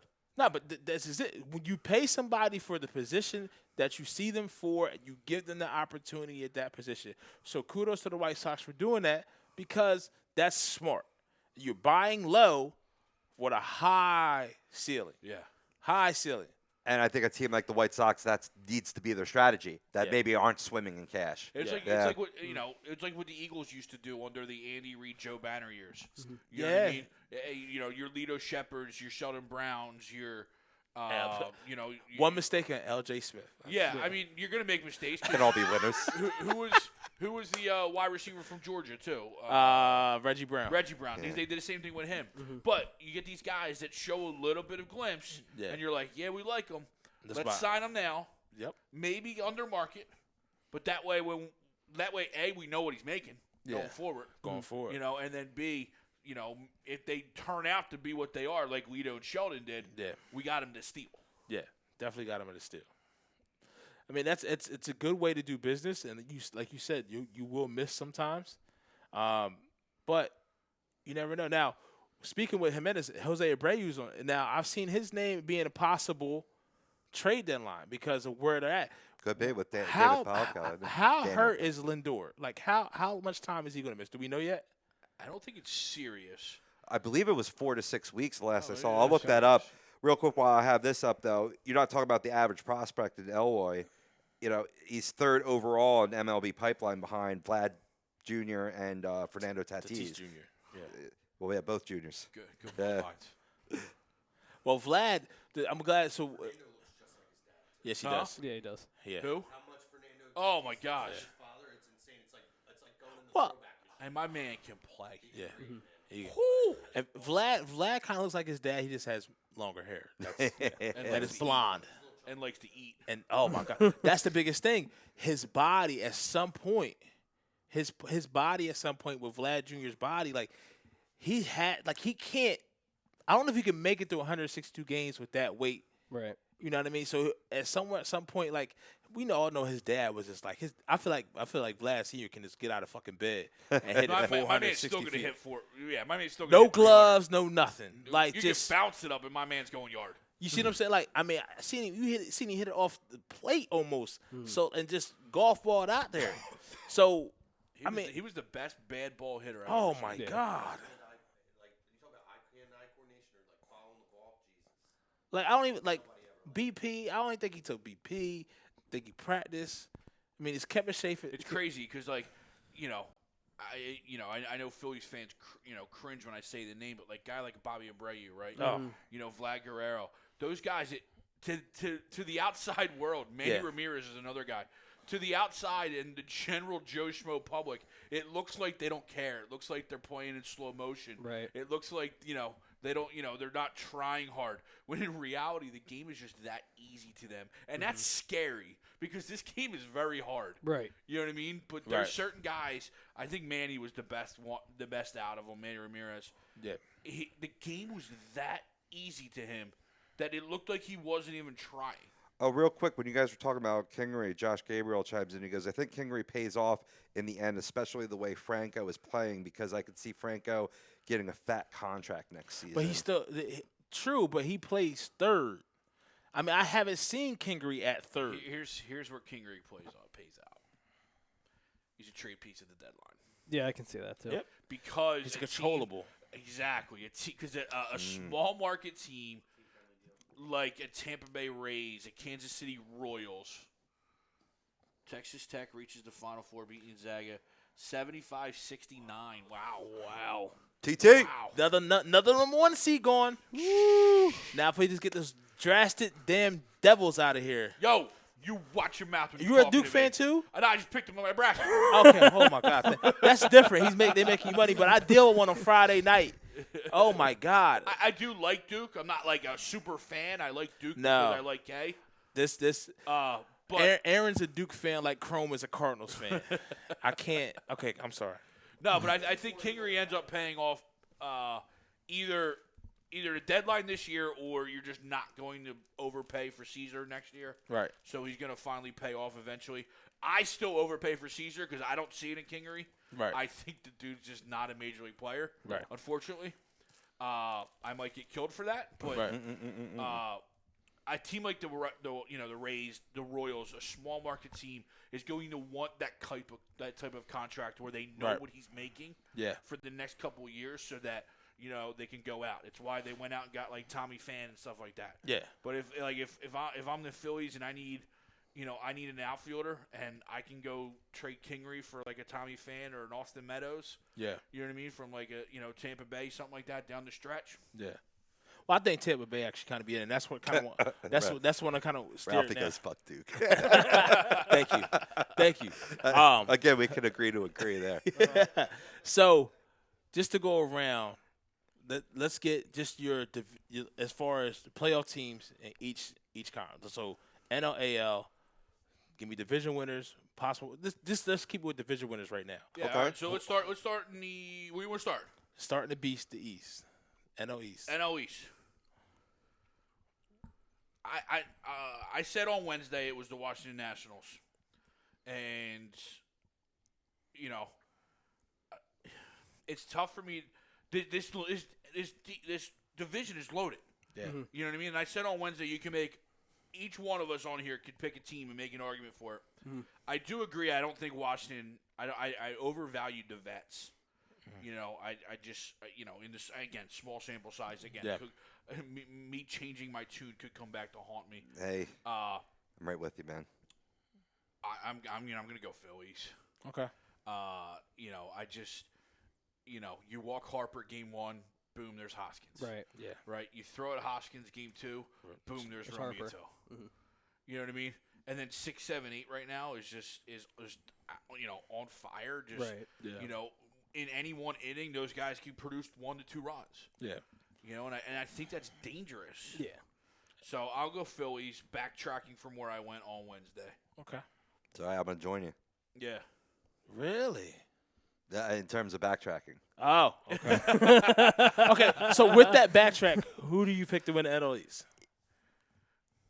This is going to seem very anticlimactic because when I said that, I said, I'm going to join you in backtracking, but I really feel right now, if the Phillies do not add an arm in their starting position, they're not going to win the division. Okay. It's just my opinion. Fair. I think they are going to, and I think their offense is going to put them in a position to add that piece for a playoff run. Quick question on that thought. Sure. if they add the arm to the bullpen, say at Kimbrel, does that change your mind about the starting rotation? No, I do. It's the same in my eyes. Okay. You know what I mean? You get I mean, like, I'm not just saying another bullpen arm, maybe a guy that has closed games. Or if Sir Anthony takes the job and rolls, you know, if he's able to turn the season to really become that next dominant, that's almost just as good, actually even better, because you didn't have to give up anything for him, right? But I think you can overcome a weakness in your rotation with your strong bullpen. You know, where they're coming in, maybe all you need your starter to go is like 5-6 innings, and you got the rest handled. You know, that's going to be a situation in New York.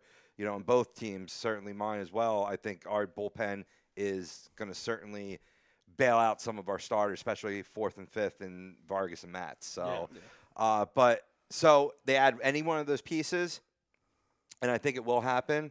I think that puts them into division. Washington's trash. We were both completely wrong on Wednesday. And I'm not just basing this on the 2 games. A lot of it is all I say. It's a small sample size. Are they going to, be better? But Zimmerman's another year older. You know, he did come in clutch, but in the 9th, but it was too late there. I just feel that their lineup is just not going to gel. And once you get past, I mean, they're going to win when Scherzer's in the lineup. You know, 9 times out of 10, 9.5 times out of 10. Yeah. But one of the other starters, if they don't have a good game, and like I said, you're a run or 2 behind or ahead going into their bullpen, it's a lock. Their bullpen's trash. Yeah. So I think, I'll give the Phillies. Frio the wheel. Mets will make the playoffs the wild card, though. Okay. Okay. Well, we'll get there when we get there. All right, Jake, who you got winning the East? I got the Phillies, to Okay. be honest. This lineup, just top to bottom, is just filthy. Yeah. And even Chrome and I talked about it, too. There's going to be some some games throughout the year where some guys will get cold. But I feel like where some guys will get cold, other guys will be on a bit of a hot streak. So I feel like it just balances out perfectly. Yeah, I love the word that you use, there, balance. And for me, I think it's the Phillies as well. Not even just the sample size, but having this keen eye to look towards the future, how things are going to play out. You think they could win? You guys think they could win it as is right now? The NL East? Yeah. Yes. I think so, absolutely. Yeah. I think the NL East, as it is right now, as they are currently constructed, yes. And maybe closer, but I still think they can, as currently, I can see them winning about 2 or 3 games. Now, if they add pieces, which we all think that they will, we're all in agreement with that, that can easily jump 5-6 games. Right. And then them clinching 2nd, 3rd week of September, set up the rotation for the playoffs and go from there and start looking at matchups. As long as they don't fucking let the Cardinals in the last game. Right. Why is – they're tied so well. You won't have to worry about that because the Cardinals are going to soar into the playoffs. Oh, my We're going God. to soar. Okay. Well, since he led us right there. NL Central, which I think NL is Central. Oh, that division's brutal too. Which just might be as much of a gauntlet as the NL East. Right. So while Chrome's grabbing the headset, Well, we know where I'll he's jump going. in real quick. I do think the Phillies are going to win the division. I think it's going to be, when it comes down to it, it's going to be a 2-horse race. I think the Mets are going to be the team that's going to haunt them the most. I think Atlanta will be there, but more so for the wild card. I think that the Mets and the Phillies will distance enough that Atlanta's going to have to work really hard that last month of the season to try to keep pace with them, but I think they'll be right in the thick of things of the wild card race. Teams from the East make the playoffs? Possibly. Could be. Could be. Hold on, let me go like this.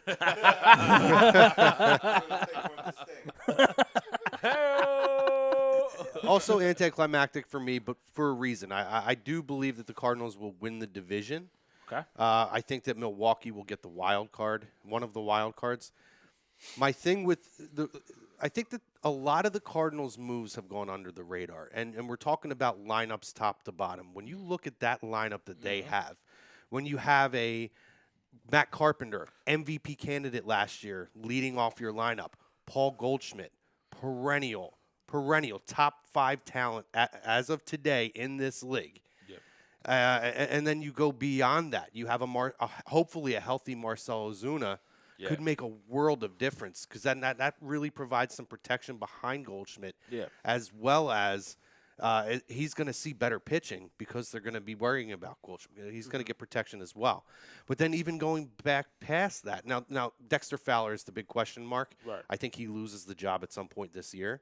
I really like Tyler O'Neill, their young guy. I mean, the dude just rakes, absolutely rakes. Jose Martinez takes that I don't think Jose Martinez takes that job because Jose Martinez is an atrocity defensively in the outfield. And I mean, they could. He now has a team-friendly contract with his 2-year extension that he signed. Or he could be that number one bat off the bench and be a spot starter for a guy like a Goldschmidt, or if you want to spot start him in the outfield. I really like Tyler O'Neill. I mean, 5 home runs in the spring. He's raked every level that he's played at. I think that he's a name to watch out for. I like Harrison Bader in center field. Guy's a really good defensive player, probably a 15 to 20, 22 home run guy who can drive in, 80 RBIs. He's got a little bit of speed. Fantastic. Probably their best defensive center fielder since Edmonds. I mean, he's really fantastic out with the glove. Jimmy Edmonds. Yeah. Jimmy Ball game, baby. Jimmy Ball game. But, I mean, I just look at that lineup. A guy who I've been down on the last couple of years who seemed to really take a step forward last year and is off to a good start this year is Colton Wong. He's a guy who he had a lot – he had some personal issues early in his career. His mom was sick. His mom died. Exactly. His mom was sick and his mom passed away, unfortunately. And at that time, it seemed like he was starting to recede. And he's one of those guys that they gave a very small major league sample size. They gave him a big contract extension. Yeah. But he's phenomenal with the glove. And one of the things that the Cardinals needed to work on, Cardinal baseball, you're a historian. They are historically a good defensive team. They were atrocious last year. So by making the additions that they've made, Colton Wong is one of their best defensive players, hands down. They really put a focus, which is why I don't see Jose Martinez being a guy who would take anyone's job every day. Right, because I think if that was going to happen, they wouldn't have gotten Goldschmidt. He would have been the everyday first baseman because he's not great there either, but he's much better at first base. But I just look at the lineup, and then I look at their starting rotation has question marks like the Phillies. But, you were talking about the Miles Michaelis extension. You got a guy who finished 6th in the Cy Young voting last year, a guy who came from Japan. He was a reliever. And he's one of those guys we talk about preparation and such. He gave an interview talking about how different the preparation is. And being a starting pitcher and learning in Japan has better prepared him for this second run. Now, he got lit up a little bit the other day because he was missing location. But he looked fantastic in the spring. And it's a team-friendly deal. I think it was, a 4-year extension for $68 million or $62 million. So it just made a lot of sense to have him. You don't have to be a power strikeout guy.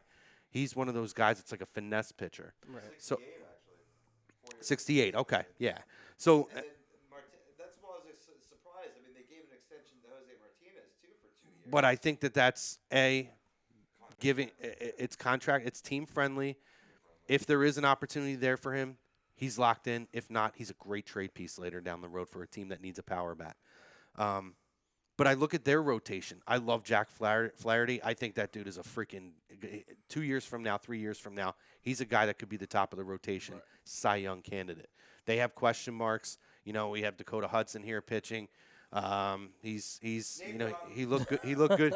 He looked good in the spring, but he's not looking so good today. And he's a young guy, and they're going to rely heavily on that. Dakota, he's got to be Phillies. But I love they're another team. I like their bullpen. I like the addition of Andrew Miller, and hopefully, if he's healthy, that's what they needed in that back end. Jordan Hicks seems to have. He still has some control issues, but he's seemingly starting to put it together a little bit. And you got a guy who could throw 105. Like that's Chapman-esque type of stuff if he can harness it a little bit. So I feel like their lineup goes very under the radar, and people don't give them enough credit. But like we said, and you do, but top to bottom, Yadier Molina. I mean, you have a lot of professional hitters in that lineup, guys who have played in big games, who. There's really no holes in that lineup. Right. But what about your rotation? That's the question mark. It's a big question mark. They're another team I could see that, in June or July, if he's still out there, Dallas Keuchel could be an opportunity for them, particularly with this with the fifth spot. There's a lot of question marks with that. If you have a defensive infield, right. A ground ball pitcher, so that's and there's pitched a lot of contact. And that's another guy that people don't talk about enough. Another young guy who I think is making progress. It's Paul DeYoung. Yeah. I mean, they haven't had a shortstop since Rafael Furcal in 2011. I mean, they've had a lot of guys kind of come in and out. Yeah, I'm going back in that throwback. You could have went any year And you chose to use But that's the last time they had a really good, consistent shortstop. I true. mean, they historically have shortstops that have somewhat of a tenure there. Yeah. That are kind of mainstays. Since that year, and for Call really was only for 2 or 3 years. Right. And really, it's been since Edgar Renteria was their shortstop. So you're going a lot of time with the certainty. And what are we talking about? You win up the middle. Yeah. That young tandem of Wong and DeYoung could be really pivotal for them. A, with the bats, but B, defensively. They're very strong defensively. So I think they fly under the radar. I say it all the time. I think the Cubs are overrated and they're older. They're not even giving their manager an extension. So that's a great segue because I'm looking at the Cubs and Theo coming out saying this is the year of reckoning for the Cubs. Like, you already are putting a weight on your team before game 1. I mean, you got Chris Bryant coming back. You still got Rizzo. You got Baez.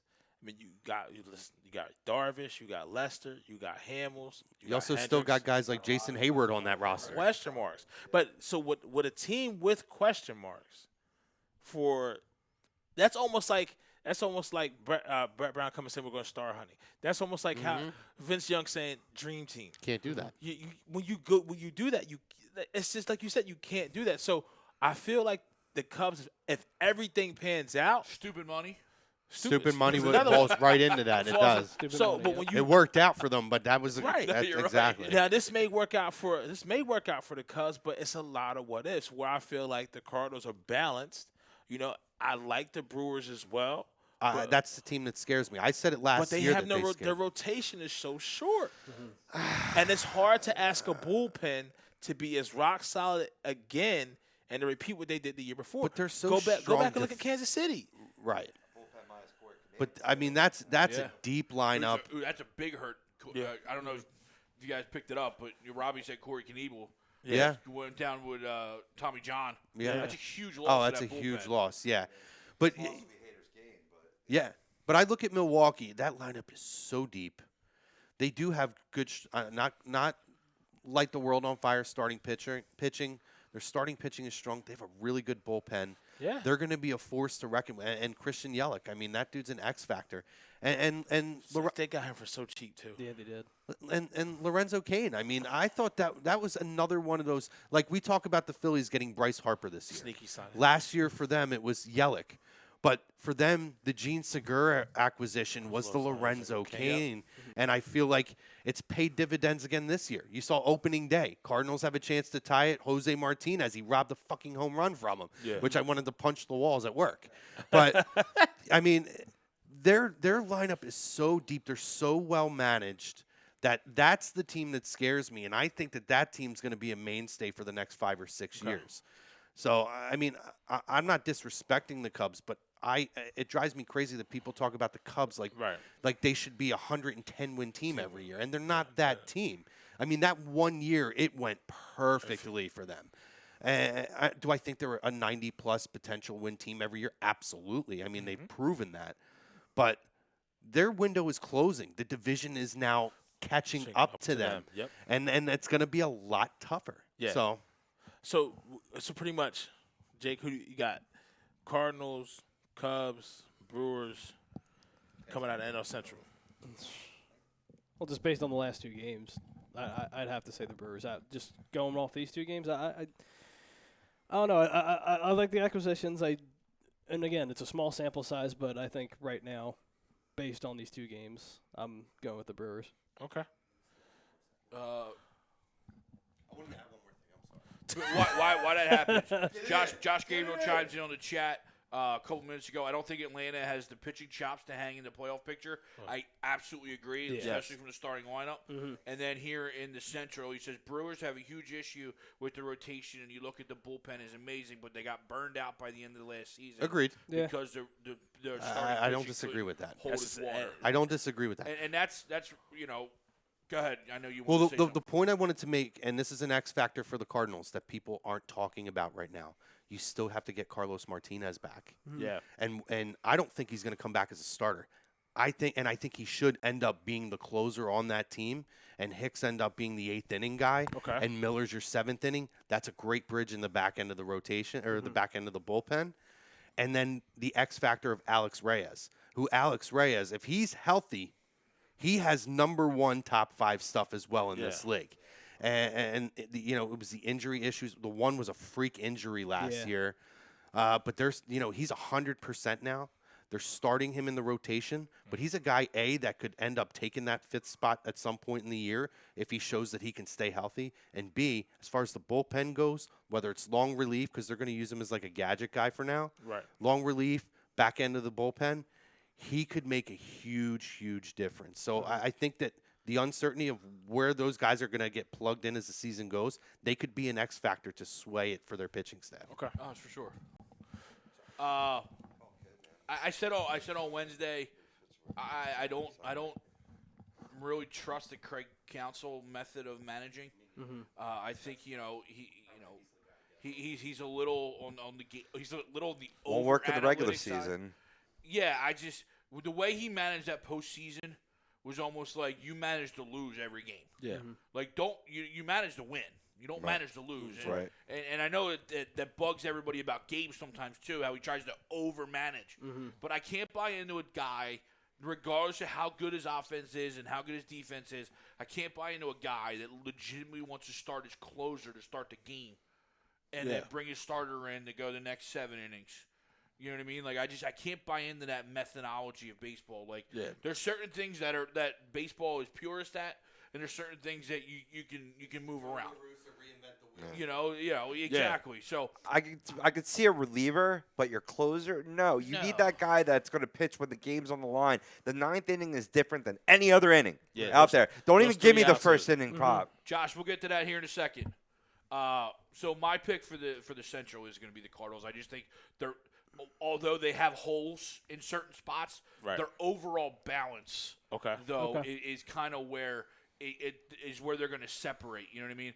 I think they don't have those crazy thoughts, from a manager anymore with your Mike Matheny or even like a Craig Counsell. I just think I'm not opposed to open ideas and new ideas in the game of baseball because everyone's at this level is so good that you need to find those X factors in any way you can. I just think there's you're doing a disservice to the game by trying to completely flip how things have been done for the last 700 years. Right. Oh, by the way, another name real quick that's injured now could come back. He only hits 25 to 30 home runs off the bench in a utility role. Jed Jerka. Yeah. I mean, that dude. I like the jerk. What about you? Literally. For NL Central, going into this, I would have said the Brewers. But as far as how we've moved from Counsell, and when that light bulb went off, like I remember that. So far as this balance, I'm going with the most stable club in the Central, and I would have to pick the Cardinals. I just felt like they're the most stable. They have the least amount of questions, and getting back to that defense, and they have pieces in place where it's not as much of a risk. It's not much of a what if. They kind of have that, because you said Carpenter, Goldie in the same lineup with Colton Wong and his defense and his contact. Things can happen. It's going to be a gauntlet regardless. Yeah, it's going to be a gauntlet. So that actually, I would go Cardinals. That leads me to the NL West, and then we can get to some wild cards and some dark horses, because I know we had a couple questions, some dark horse questions as well. NL West, I mean, the Dodgers can't lose it, can they? I think they can. They shouldn't. They shouldn't. No, certainly not. They should. So I'm just going to keep mine short, and I'll let you guys run. I'm picking the Dodgers. I'm picking the chalk. I'm picking the Dodgers. Somebody else go. Chalk it. Eat the chalk. I'm with you just because I know it's where I said on Wednesday. And again, I want to make sure that I stay in line. No flip-flopping. Yeah, I mean, Hashtag it. I think the Dodgers, for me, until they're beaten by another team, they're going to be the cream of the NL East or West. I'm sorry. Yeah. I think that the Rockies can do it, but will they? Right? And the Padres can still be the little step. The Manny special. the little stepsisters of the West because that's all they're going to be. But until they actually get beat, I'm going to go to Dodgers. Yeah. No, I completely agree with both of you. But just give them with the Dodgers. 3 chalks. Oh, that all day. 3 chalks. Creamy. I'll bring the contrarian horse. Okay. Yes. All right, so you're feeling Dodgers as well? I'm feeling Dodgers wholeheartedly. Yeah. yes. And then the Rockies, a close second, but they're like they said, they're the cream of the crop of the NL West. So for you, Rob? Fair enough. I think this is the year the Rockies do it. I think John Gray is going to have a borderline Cy Young year this year. Okay. I really like what I've seen from him in spring training and just leading up to this point. You know, they have arms that can pitch in Colorado now. It's not an issue anymore. And we talked about it earlier, signing Nolan Arenado long term. Just, to match that Cy Young MVP type award. Yep. I really think they're going to surprise a lot of people. I think they're going to take that division. I think the Dodgers will be in there neck and neck. I think this is another game 162 in the West, and the Rockies get it, and the Dodgers get the wild card. Now, the one thing about it, I love Bud Black as a German mention. Marquez, too. I mean, not overshadowing over him. 230 strikeouts last year. Did you realize that? Mm-hmm. Rockies' all-time record. It's quiet, though. Yeah, it was very Really quiet. quiet. So, but speaking, let's go back to the Dodgers. I mean, we all said they're chalk, and we pick them. But they are getting Corey Seager back, who is healthy. Yeah. And that's big. That's huge. That's is huge. That's super big. Yeah. I can't put it into words how big that is. So what that does for them defensively and offensively as well, it's just I'm not backing away, but they're getting older. So to speak about the Cubs window as well, that starting rotation is like ancient. It's their window. Like I feel like this is it. I mean, you've been to the last 2 World Series, and you couldn't get the deal done. Now or never. It's put up or shut up time. Yeah. All right, so who's everyone's 2 wild cards? You shouldn't even need a mic. You should just talk out loud. I'm with Pove. I think it's the Rockies. You touched on a lot of what I was. The age factor is really starting to tick in with them. Mm-hmm. Yeah. For them to get over the hump last year, they had to go out and get a Machado. That Machado is not going to be available this year. Nope. No. And you're talking about another year on Clayton Kershaw, who it just seems like he's been in the league forever, and the injuries are starting to mount up for Clayton Kershaw. You got Rich Hill, who's starting to get banged up all the time. Yep. Who I like Rich Hill. He's a baller. When he's healthy, he's one of those guys. It's not the sexiest name that people think about. Right. But when you look at his consistency over the last 3, 4, 5 years, he's been really good. Right. When he's been on the field, super reliable in a rotation. But the injury factor for them, it's tough. And I look at the Rockies and I look at that just to have the Trevor Story, the Charlie Blackmon, and Nolan Arenado hitting in that ballpark. I think this is finally the year that this team gets over the hump. Not to say the Dodgers can't sneak in on a wild card. I don't think they're going to make the playoffs at all this year. But I just think the East is too tough and the Central is way too tough that the 2 wild cards are going to come out of those I do agree there. divisions. Yeah, I definitely agree So, there. I mean, for me, I think it's Colorado this year. All right. Okay. So for me, my wild card teams, I'm going to say Mets, and I'm going Brewers. Mets and Brewers. That's where I'm at. That's where I'm at. And TA, are you up there? Yeah. All right, I'm going to bow out. Let TA get his spot back. Before you bail out, real quick, Josh Gabriel. Huh? Who's your NL dark horse? Dark horse NL. I'm actually going to give it to the Padres because with Tatis Jr., with Manny, small market team, I really believe that if they can catch lightning in a bottle, they can make some things happen. And I'm not saying they can win a division, but maybe they can sneak in as a wild card. Yeah, I mean, sad. You stole my thunder because I call them the little sisters of the NL West. Mm-hmm. But I seriously think if everything, like we touched with, the Cubs that year, if everything comes into play and everything falls perfectly into place. Tatis hits from day one. Machado, is that guy. Right. Hosmer hits. They pitch well.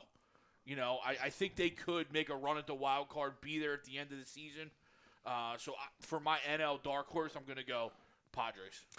big fan of Joey Lucchesi, Chris Paddock. They could put together a nice rotation with Yates at the back end.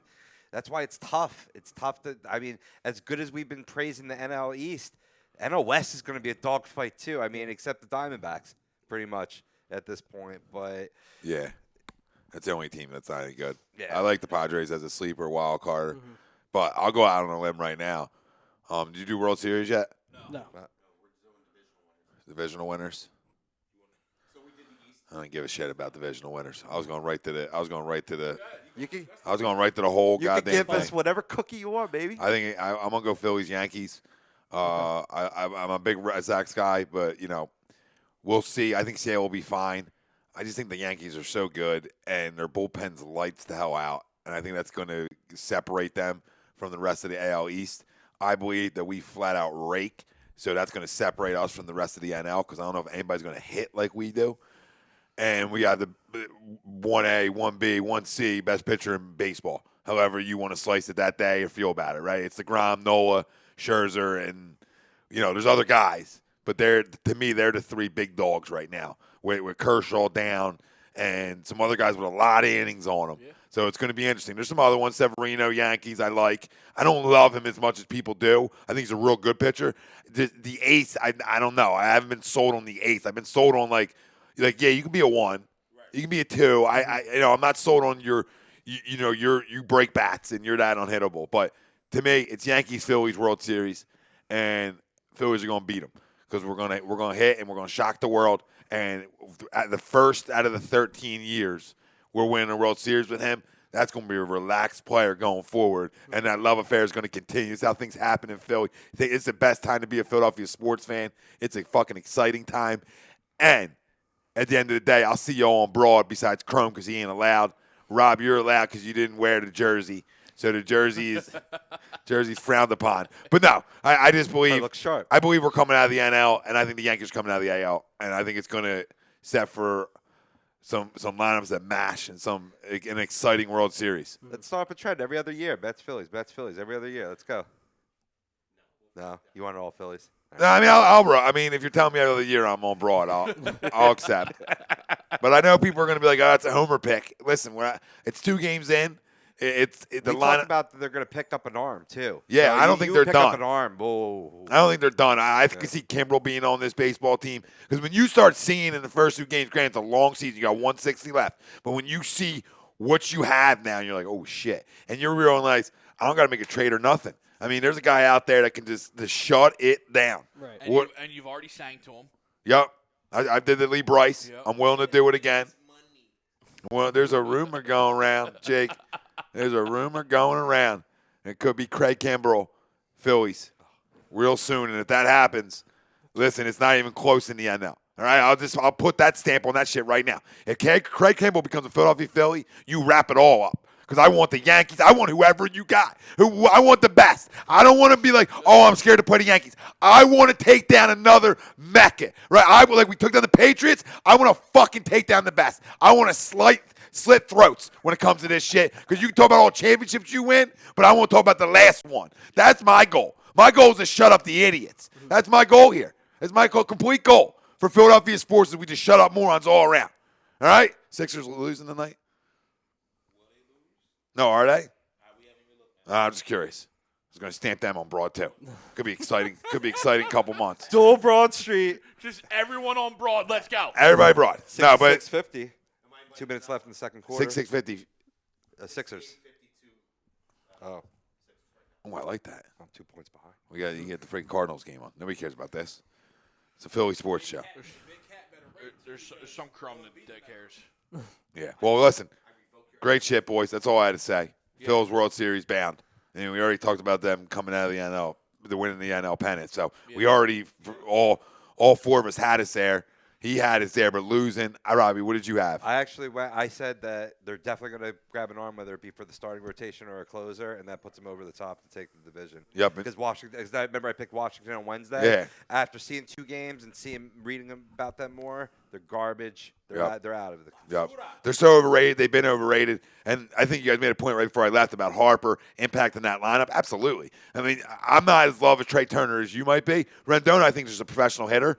Besides that, I mean, Soto's a monster, but we'll see. I mean, they're young. Yeah. They're young. I'm not. Nail on the head, though. You take that pup out of the lineup. It what changes. Yeah. It changes. This is why we went out and got him. We went out and got him for not even today, but what he did yesterday and the impact he brings daily of just plugging him in. And now you have the game plan for a guy who's a flat out problem. And it's not like it's just him and a bunch of guys. It's him and pros. Yeah. I mean, you got all-stars. You got guys. You got a guy in your 6-hole who was an all-star. Mm-hmm. You know, you got a guy in your 8-hole who's saying, "Hey, I want to be one." Yeah, I mean, look around, Cromer. The time to switch to jerseys is now, baby. It's now or never. You want to put the right red on. You can wear the same color. Same color. Same color. Fraud. 3 for 4. You can't talk about other guys 3 for 4. You never can talk about another guy 3 for 4 in your life. Wendy's don't sell 3 for 4. Nah. 4 for 4 meal. Is this on? This is on. Okay. For those that didn't hear, Pete said That's awesome. Wendy's don't sell 3 for 4. There is never a time to switch the jersey. Not when you have been to 3 NLCS. Here we go. Typical Crumb. This is the response of. Yep. Crumb bum. It is Crumb bum. Since 2011, World Series championship. That has nothing to do with nothing. 2 World Series appearances. What does that have to do with anything? 4 National League pennants. You know what I love? Title. When guys tell me they fell in love with a team because of a player, right? My favorite 2 players growing up were Ken Griffey Jr., didn't become a Mariners fan, by the way, and Manny Ramirez. Wasn't an Indian fan, wasn't a Red Sox fan, right? My next favorite guy was the Big Piece. So I hate the argument, or I fell in love with a guy because of a team. But that's bullshit because that's not my argument. Well, what is it? I fell in love with the Cardinals because Ozzie Smith was my favorite player. And the first game I went to, my mother got me onto the field, and every year from when I was 4 to 8. I was a bat boy. Hold on. I was a bat boy for the Rangers when I was 10 years old. I met everybody. Pudge, Wonka. No, it absolutely matters in your argument. Pudge, everybody. No, relax. No, because every one of them. You can't replace every one of them. Like That's a memory. I replaced it real quick. I'm a Phillies fan. Okay, at 10 years old, I was up here smart enough. Now, at 12, I went to Dallas. Right? I met all the Cowboys. Enough. I didn't change. They took my Eagles hat off and put it on backwards. Okay, I didn't change my stripes around the big dogs, having to look up and say, "Oh shit." You know, Shante Carver stinks, but he's huge, right? I didn't change my stripes. My stripes. That's a real guy. You don't fall in love with a player. No. You fall in love with an organization and a team and what it means. And that's what I did. No, and what it means to be with that community. It's about the community. It's about the community. Stripes would be changing from the Cardinals and going over to the Phillies just because they're the home team. So we were going to allow you? Following a team we were gonna allow from day one, the very first sports team and jersey point, right? I ever wore, the St. Louis Cardinals, that would be being a fraud and changing my team just to fit in with everybody around No, it'd be growing up. I didn't follow a team because they won in the 90s because actually it was their worst era. Oh, my God. We need the numbers and the backing. That was their worst era in their baseball. I don't care. I'm talking about the Cardinals. That was their worst era. I don't care. So I You grew never up being lived a in fan St. Louis. in the worst. It doesn't matter. I don't need to grow up in St. Louis. No, absolutely matters. not. I didn't follow a team because they won 2 Super Bowls and haven't won anything since there was fucking VHSs. I followed a team because I loved the organization, and the organization was good to me personally. Personally? Personally. Personally, they paying bills? Every time I was there, I was treated perfectly by the players, the staff, the personnel. I was allowed in locker rooms, on the field during batting practice to talk with my players, who gave me hitting, instructing, and everything. And that worked. Else. And it was a wonderful experience. So I will never ever change my team. I told everybody I love my Philadelphia sports. I am almost as diehard as an Eagles fan as you'll find. You might be the only one that's more diehard than I am.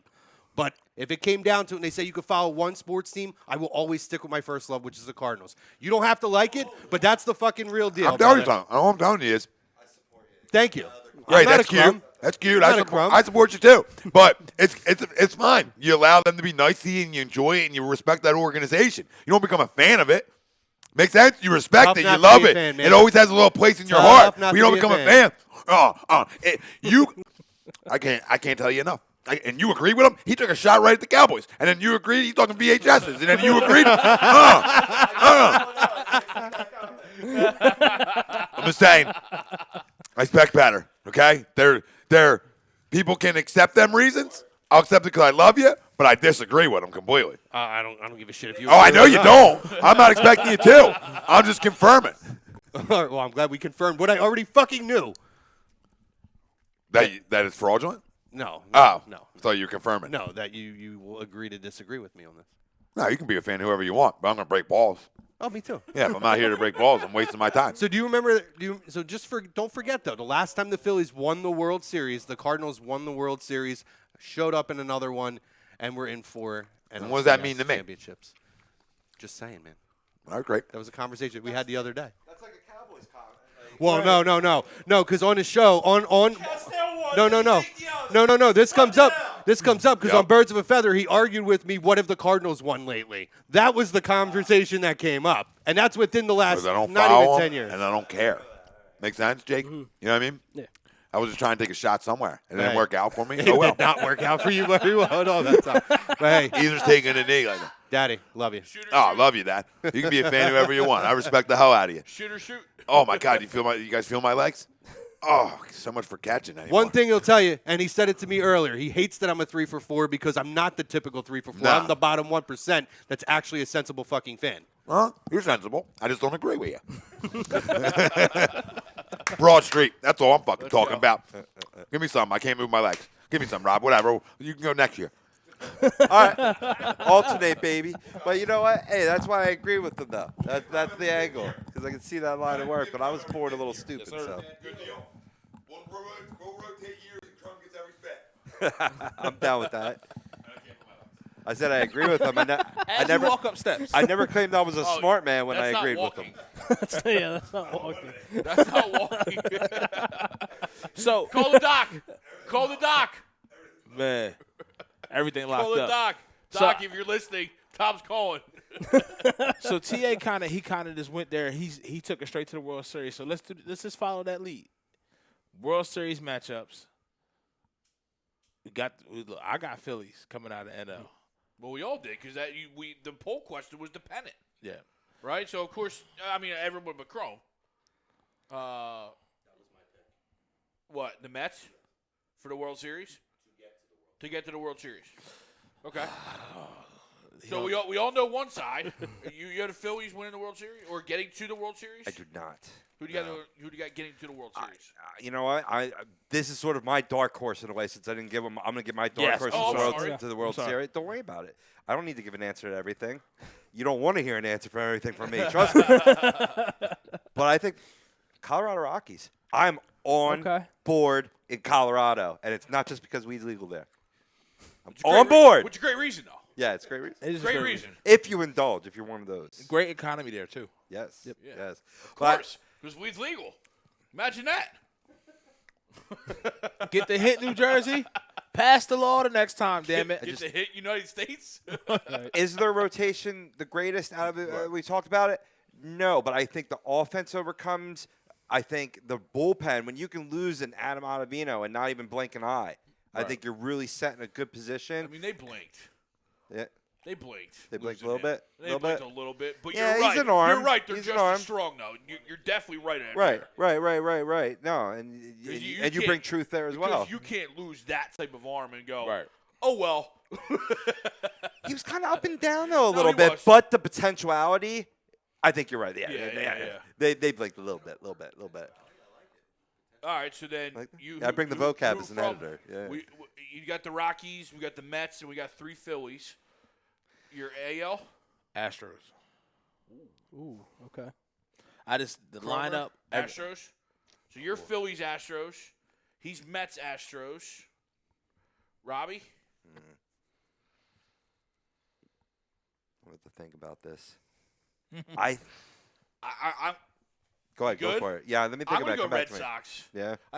I like Tom saying Yankees, and just going against the juggernaut. But I think equally as juggernaut recently has been the Red Sox. Yeah. Right. But I think you put 2 teams that are very well mirrors of each other.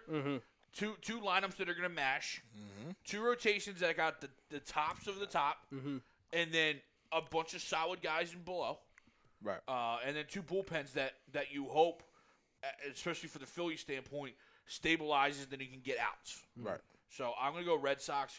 I just think because they own the Yankees right now too. Right. And I just don't ever want to give the Yankee crumbs any credit at all. I just wanted to give it a quick scan in the model for those three teams: Yankees, Red Sox, and Astros. Those are my three contenders. I think Indians take a step back this year. They might not even win their division. I have the Twins winning that division. That was Okay. that Wild was card team That for was me. going to be my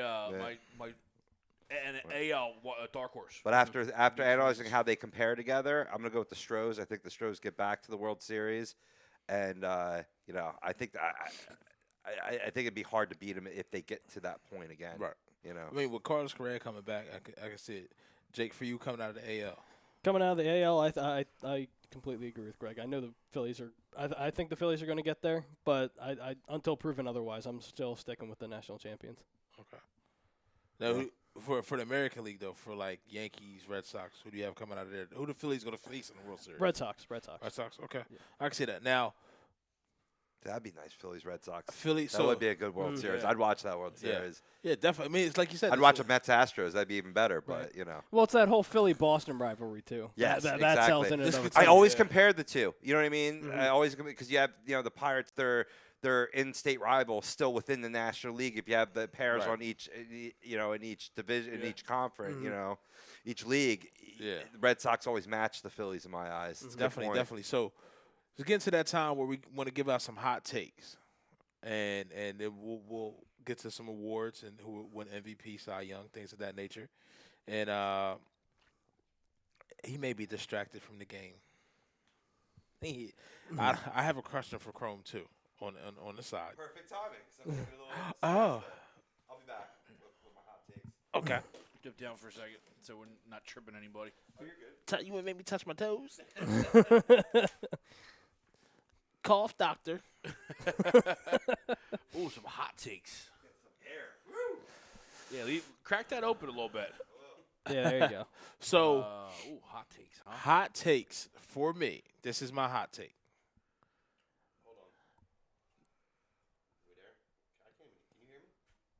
Did you come unplugged? You may have come unplugged. Follow the cord. I can't hear you. Hey, Rob. This is what? Hit mute. Technical difficulties of airing a live. I just sit back there. Thank you. I just sit back there like I'm producing. I don't actually produce. I drop a couple comments as A2D and call it a day. So, my hot take is. Before you get to that, I'm going to give my dark horses. Oh, so, okay.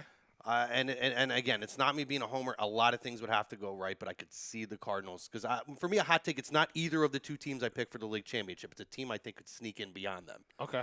I am going to go with the Cardinals because I do think the top of the rotation will be really strong by then. And the back end of the rotation, I think that's going to be a big factor. Right. That being said, I don't think that's going to happen this year for them. I think they're still on the way up. And I could, for my AL, and I know it's really out there, but Minnesota, I really like Minnesota. So you this think Minnesota year. makes it all the way to the World Series? If I'm going with a dark horse of teams to surprise, I could see them sneaking. It's not in. a compliment, bro. It's not a good thing. And here I thought we were friends, man. We are. Just listen. This Thursday we're gonna be real. I that's can't right. wait. But hot take wise for me, Tampa Bay Rays win the AL East. Ooh. I don't hate it. Wow. I don't hate it. It's a big hot take, but Coming I in don't hate hot. Wow. it. That's a big one. Yeah. I don't think you're ridiculous for it, but I think that's a strong opinion there. Good manager. They always know how to put together a lineup. Some sleeper arms. Just really good defensive team. And I just think they can do it, man. I think they have a shot. I really think they have a shot. Wow. I think I have to agree with you on that. I didn't even think of that. That's actually oof. When we say hot take. No, I can't argue it. My hot, I'm just going to throw. We'll just randomly start throwing some. Yeah. Joe Madden will be fired by the middle of the season. I agree. Okay. Love it. Middle? Love it. By midseason, I think that they are going to start falling behind St. Louis and Milwaukee, and I think Joe Madden will be fired. Okay. I can see that. Big G. I have two. That's fine. One I'm probably going to have another one, too. I'm just throwing them out. One kind of falls in line with you. Okay. Phillies trade for Chris Bryant. I've thought about that too. Mid-season. That's Bryce's boy Wow. too. Now, does Franco go back in that deal? Yes. Yeah, he would have to. Yeah. Franco- I don't care what you do with Franco at that point. But Franco Kingery, I can see that. That would be huge. Yeah. That's a game changer. Oh, absolutely. I don't hate it. Yeah. I don't hate it for the Phils. I think that would be amazing. And your second hot take. Part 2. Man, could you see a lineup with fucking Reese I Hoskins, could. Chris Bryant, Let me close and my Bryce eyes. Harper? Oh my God! I close my You eyes. talk about youth Oh, Yeah. and just flat out rake. Oh, and then having guys like Segura and Real Muto and whatnot around them, and on base guys like McCutcheon. Think about that. You could have Cesar. either Real Muto or Bryant in your 6-hole. That's crazy. Would you want them in your 6-hole? Heyo. if I'm on Broad Street, we're in. I like it. My other one is I know I trashed them earlier, called them the stepsisters of the West, and but they were my dark horse. San Diego Padres win the West. Yeah. okay. That's just kind of taking the dark horse and just bumping it up a little bit. Yeah. He's doubling down on it. Really doubling down. I mean, if we're going hot takes, you know what I mean? Yeah. Wow. Yeah. I mean, I could definitely see that. What do you got, Jake? You got a hot take for it? Kind of been pandering around with it, but as far as like a Philly standpoint, it won't be Bryce Harper who's up for MVP candidacy. It won't be him that wins the MVP. It's going to be Reese Hoskins. I can see that. And just the reason I say that, we saw it with the first game this week. Yep. They intentionally walk Bryce Harper, and and Reese Hoskins just yards it. Yeah. Yep. You can this to kind of. I'll let you finish up with that. Okay. You can kind of see with Atlanta, they know where it's at with Reese. Right. They threw at him today. Like, I don't Right. give a shit what you come hit a grand slam, your first grand slam ever, and then the next game after you've had 24 hours off, and you still throw at me. Right. Come on, man. But think about By the real way, quick. he's mine is right along the lines. Go ahead, say what you're going to say, but I'm right along the lines of you, but a different team.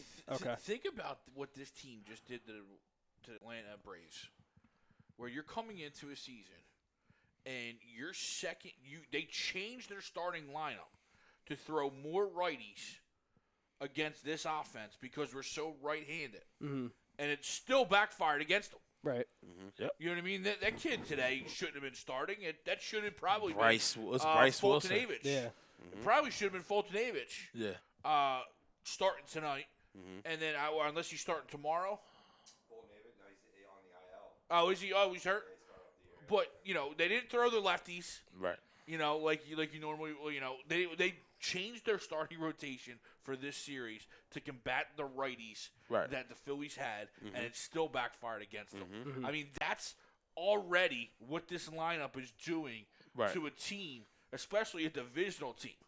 Yeah. You know what I mean? It's not like they're just going, all right, Noah's our ace, Pavetta's our 2, Arrieta's our 3. 1, 2, 3. No, they went like, all right, Tehran, okay, whatever. You're just there. You're a guy. And then they mixed and matched, and we're already reaping benefits benefits, of this absolutely. lineup. Along the lines of what Jake said, I'm going to go with a different team, though. The big signing was Manny Machado. Fernando Tatis Jr. will finish in the top 3 in NL MVP voting this year. So that kind of leads. Naturally, he's going to win the Rookie of the Year. Right. Yeah. That leads us right there. I mean, I don't really see anybody. I mean, maybe Alonso if he catches hot out of New York. Maybe that's the only other one that can really. I'm not sure anybody on the Nationals or even rookie eligible anymore. Robles is. Yeah, Robles says, Victor Robles. But, I mean, yeah, I can't really see Fernando. You're right. It's probably going to be a 2-horse race between Alonso and him, but I think Tatis will run away with it. Okay. AL? For Rookie of the Year, Eloy Jimenez. I think he's going to have a really Over Vlad Jr. Yeah. I don't think Vlad might not be up early enough to get into it. That's well, true. I think he will. I think they're playing the game of they're going to sit him out the first month, maybe 2 months. Yeah. I do think that they're a little worried with his conditioning, so that could be something that halts him a little bit.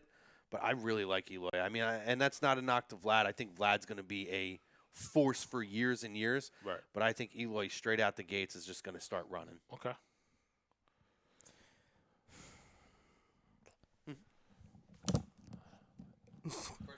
Breaking stuff.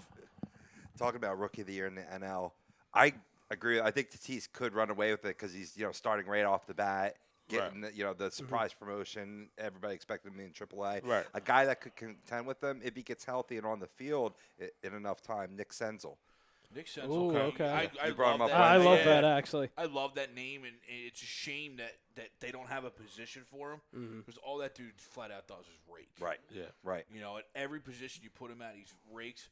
But as we saw with what the Phillies tried to do last year at Kingery is, if you don't get these guys in some sort of a routine, some sort of just method to the madness of coming to the ballpark every day, they're gonna struggle. Yeah. But no, I love Senzel. Right. While I have the mic, to throw in my hot take, I alluded to it before. I'm going to say it definitively. I think John Gray wins the first Cy Young in Colorado Rockies history, and that'd be a really landmark for a pitcher from that organization to do that. I Especially in that loaded ballpark. up on him in fantasy this year, so it would be great if this happened. There it is. So I have a little stake in this. A little. Yeah, a little bit, but. Yeah, but I definitely think that's definitely a hot take. I think throwing the homer hat on a little bit, I think the hot take could be that the Mets offense could be in the top 10 in the National League.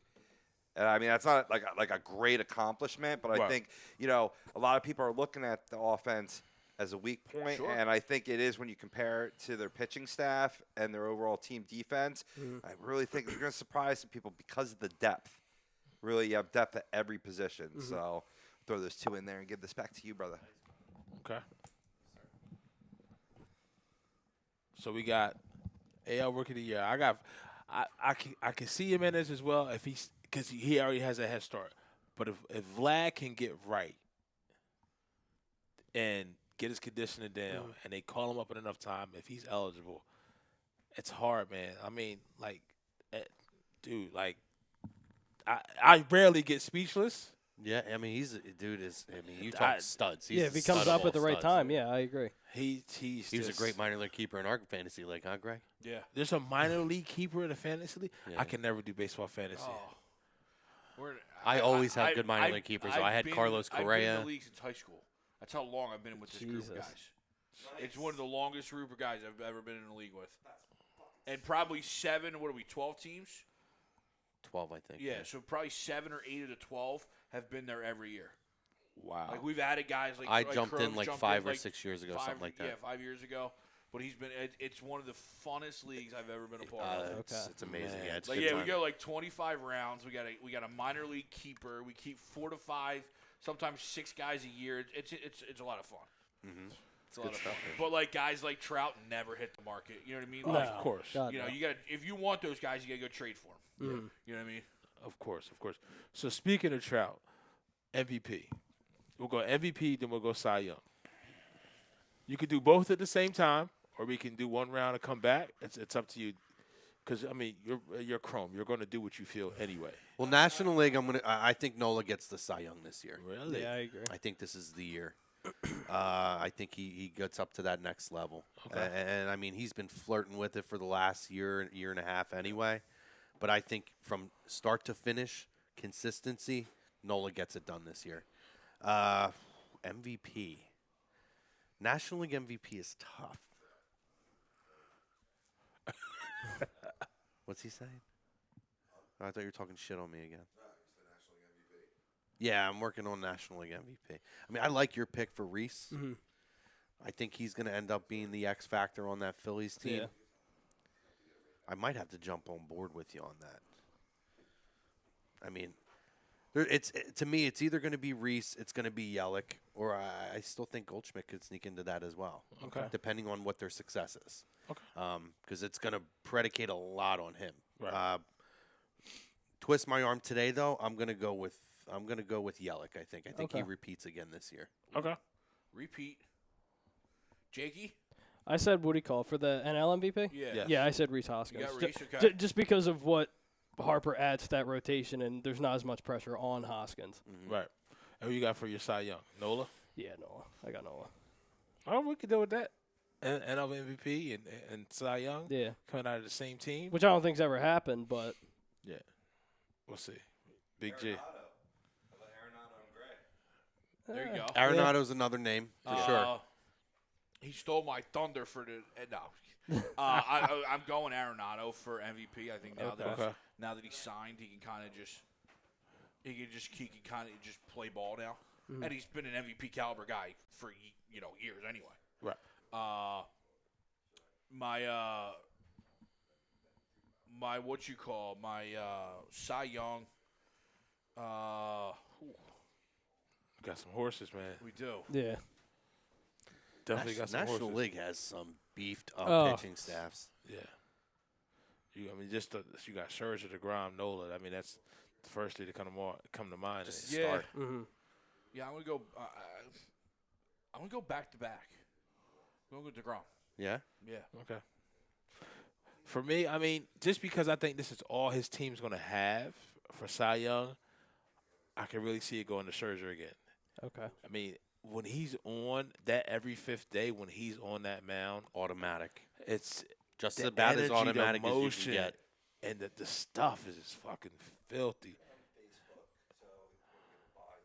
Facebook Facebook fam, we're Live. jumping out. See ya. Catch us on YouTube Live, A2D Radio, and then Yeah. also on Twitter, A2D Radio as well. We wrap it up. Cool. Thanks, Rob. Thanks, Facebook. And for MVP, man, Don't hurt yourself. it's tough because this I know. teams is so bad. Like, Yeah. I mean, I can see Reese getting it. That like he would have to really do. He guys, but his lineup.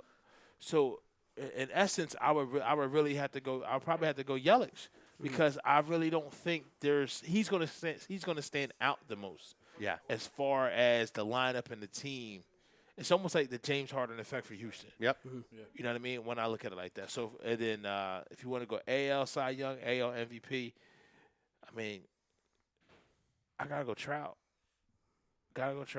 And then Cy Young, I mean, It's hard not to go Trout every Yeah, year. It exactly. feels that way. man. And then Cy Young, I'm gonna have to come back to me on that one. I'm going to go Cy Young, Garrett Cole. I think Garrett Cole's going to have a really big year this year. Okay. He's essentially, for all intents and purposes now, he is the ace of that staff. Right. You know, obviously accompanied by guys like Verlander and whatnot. But I think that Houston gets back to being that elite juggernaut they were 2 years ago, and I think he's going to lead that staff. And if he has a 20-win year this year and, 160, 170 strikeouts or whatever, and that team wins 100 games, it's going to be really tough to make an argument against him for anybody. Yeah. You might have to come back to me on that one. Okay. Blake Snell Ooh. and JD Martinez. Okay. JD, huh? As a DH? I like JD. You know the numbers he had to put up as a DH to win MVP? Yeah. I mean, he's possible of it. I mean, I would love to, I just think it's me, Mookie and Trout, I would love to see that. Just that 1 or 2 horse race. Yeah. I feel like they're the popular pick, so I'm going to go in another direction. I'm going to go with a guy who I think is going to have a huge bounce back year this year, and that's George Springer. I think that his success, too, is going to be another really important to that lineup. I mean, I love Correa, but the injury issues are starting to be there. Yeah. And I think George is going to end up being that young franchise guy, semi-young franchise guy for them at this point to be the catalyst. And I think he steps up. I mean, for him, a down year last year was still well above average from most guys. But I think he returns to the 2017 form, and I think he wins the MVP this year. Okay. Yeah. Jake? For AL MVP, I'd have to take Trout. Okay. Like, it's tough not to pick him now. Yes. I really don't have one off the top of my head for Cy Young. It's for me, it's so close. Yeah, I'm not sure about that one. Okay. I mean, Jason Vargas. Is he even on a team? He's on the Mets. He's a Mets fourth starter. Jesus Christ. yeah.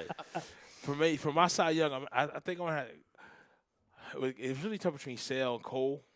You could possibly throw Severino in there as well. Sure. Yeah. But I think I'm going to go Cole. And give you a dark horse for MVP in the AL. Same team, not Springer. Not too bad. Just got paid. I'm thinking Braggs. Okay.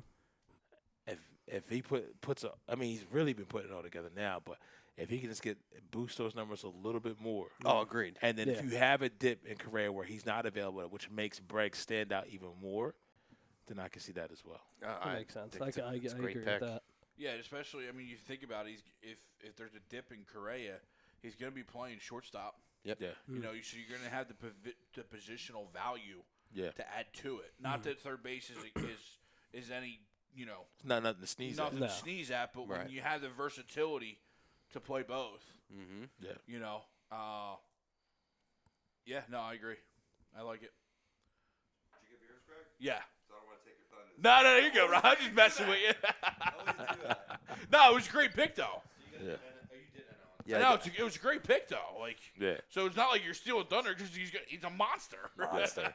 100%, 1,000% actually. But yeah. In my hot takes, I covered the NL side, so I'll just give the AL Cy Young and MVP. Anybody say Aaron Judge? No. Yeah, I think Aaron Judge monster year, and that's why Yankees take that division. Okay. I don't believe in the Red Sox bullpen. I think that's an obvious statement of the show, but I think that's what's going to hurt him there, and I think Judge takes him to the title, and then Cy Young.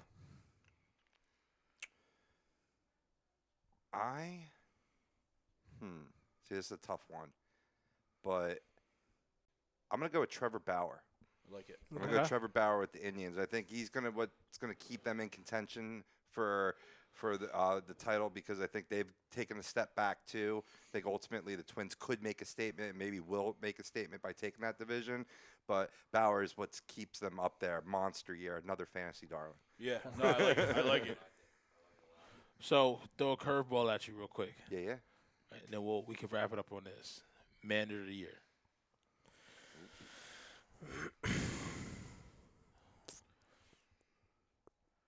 Well, I mean, if it's got, more than likely it's going to be from one of your playoff teams, right? So I mean, the obvious in the NL, if the Phillies have the year that everyone expects the Phillies to have and gets to the World Series, it's Gabe Kapler. Yep. In the AL,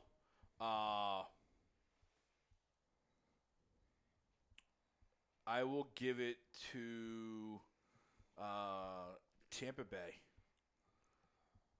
I'll give Tampa Bay's guy. I don't even know his name. I know it. But if they're in contention, if they're playing good ball, what they usually do with the talent sometimes that they have, it's pretty incredible. Kevin Cash. Yeah. That's a good call. It's a good call. It's kind of similar to my NL manager. That's Andy Green. Okay. With Padres. Yeah. Obviously, I think they naturally take a step up with the acquisitions, and the manager's going to have to make some calls there, balance that lineup. So I think he takes it in the NL. The AL, I'm going to have to think on for a second, though. Yeah, the AL's tough. You want to take it real quick, then? We're just spreading mics around like herpes. Yeah. No, for me, NL, Bud Black. Okay. I do think Colorado gets over that hump this year, and I think that Bud will get rewarded and recognized for that. Oh, that's a good call based on my other predictions, too. I might be with you on that. I was too quick on the Andy Green train. American League, I think it's Rocco Baldelli with Minnesota. I think they make big steps forward this year. I like Rocco Baldelli a lot. It was funny hearing on MLB Network how they talked about how some of his players are older than he is. Yeah. But Rocco he's such a smart baseball guy. He was as a player. It's unfortunate the health issues he had. Yeah. But he was just always such a smart guy, and people always talked about it. And I think that he was the perfect transition from Ron Gardenhire for them.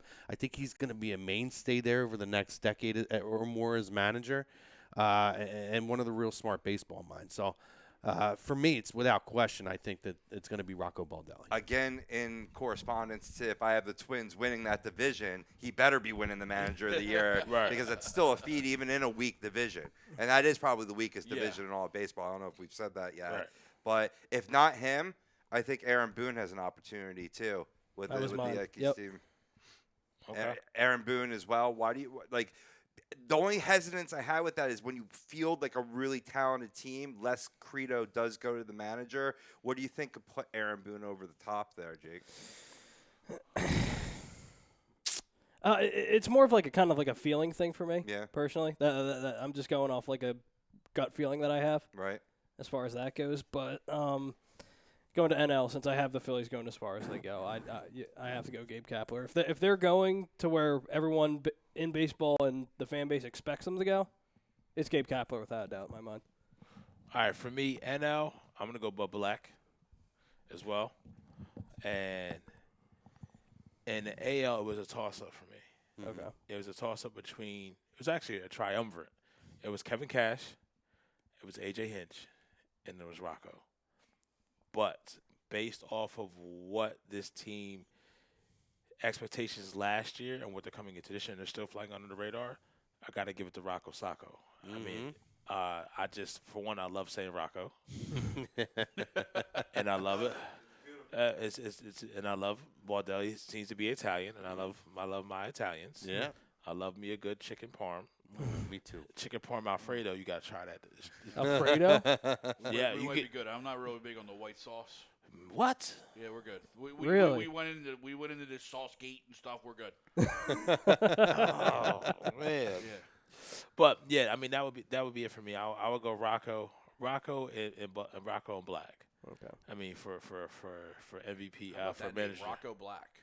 Rocco Yeah. Black. Yeah. Sounds like a music artist. Yeah, it does. Now coming to the stage. Now coming to the stage, Rocco Rocco Black. Yeah. I'm gonna copyright that. Patent it. Greg's changing his name. Everybody get the managers in? Yeah. I got a good one, maybe, and maybe something to potentially wrap up on. I have a dark horse one too. Do you go for that first? Okay, and I'm glad Tom's here. But this is again, it's just hinging on the conversations we had. A guy who took over a team at the All-Star break that absolutely made a run for the playoffs that they absolutely should have never even been in a place to do. Takes the interim off of his name now as the manager. If they overtake Milwaukee and the Cubs and win the division, Mike Schilt has to get consideration for that as well. Okay. Considering where they came from last year to the point that they could be at this year, and it's also going to hinge on the progression of those young pitchers. Strong argument for him. I don't think it's going to happen. I'm sticking with Bud Black. Okay. But I think he's a manager to watch out for. All right. Makes sense. All right. So a lot of the hot takes have been pretty bold, right? Right. Nothing too off the wall. What's like the most off the wall bold prediction that you could see for this upcoming season? Is that a good question? Great question. I used to ask That's them. tough. I got one. That's I got really mine tough. already. The Angels actually win a playoff game. Hey, oh, halos. Rotzka's happy. He's happy if he's still watching. You could. I wish we had a Vince McMahon sounder on that one. No shit.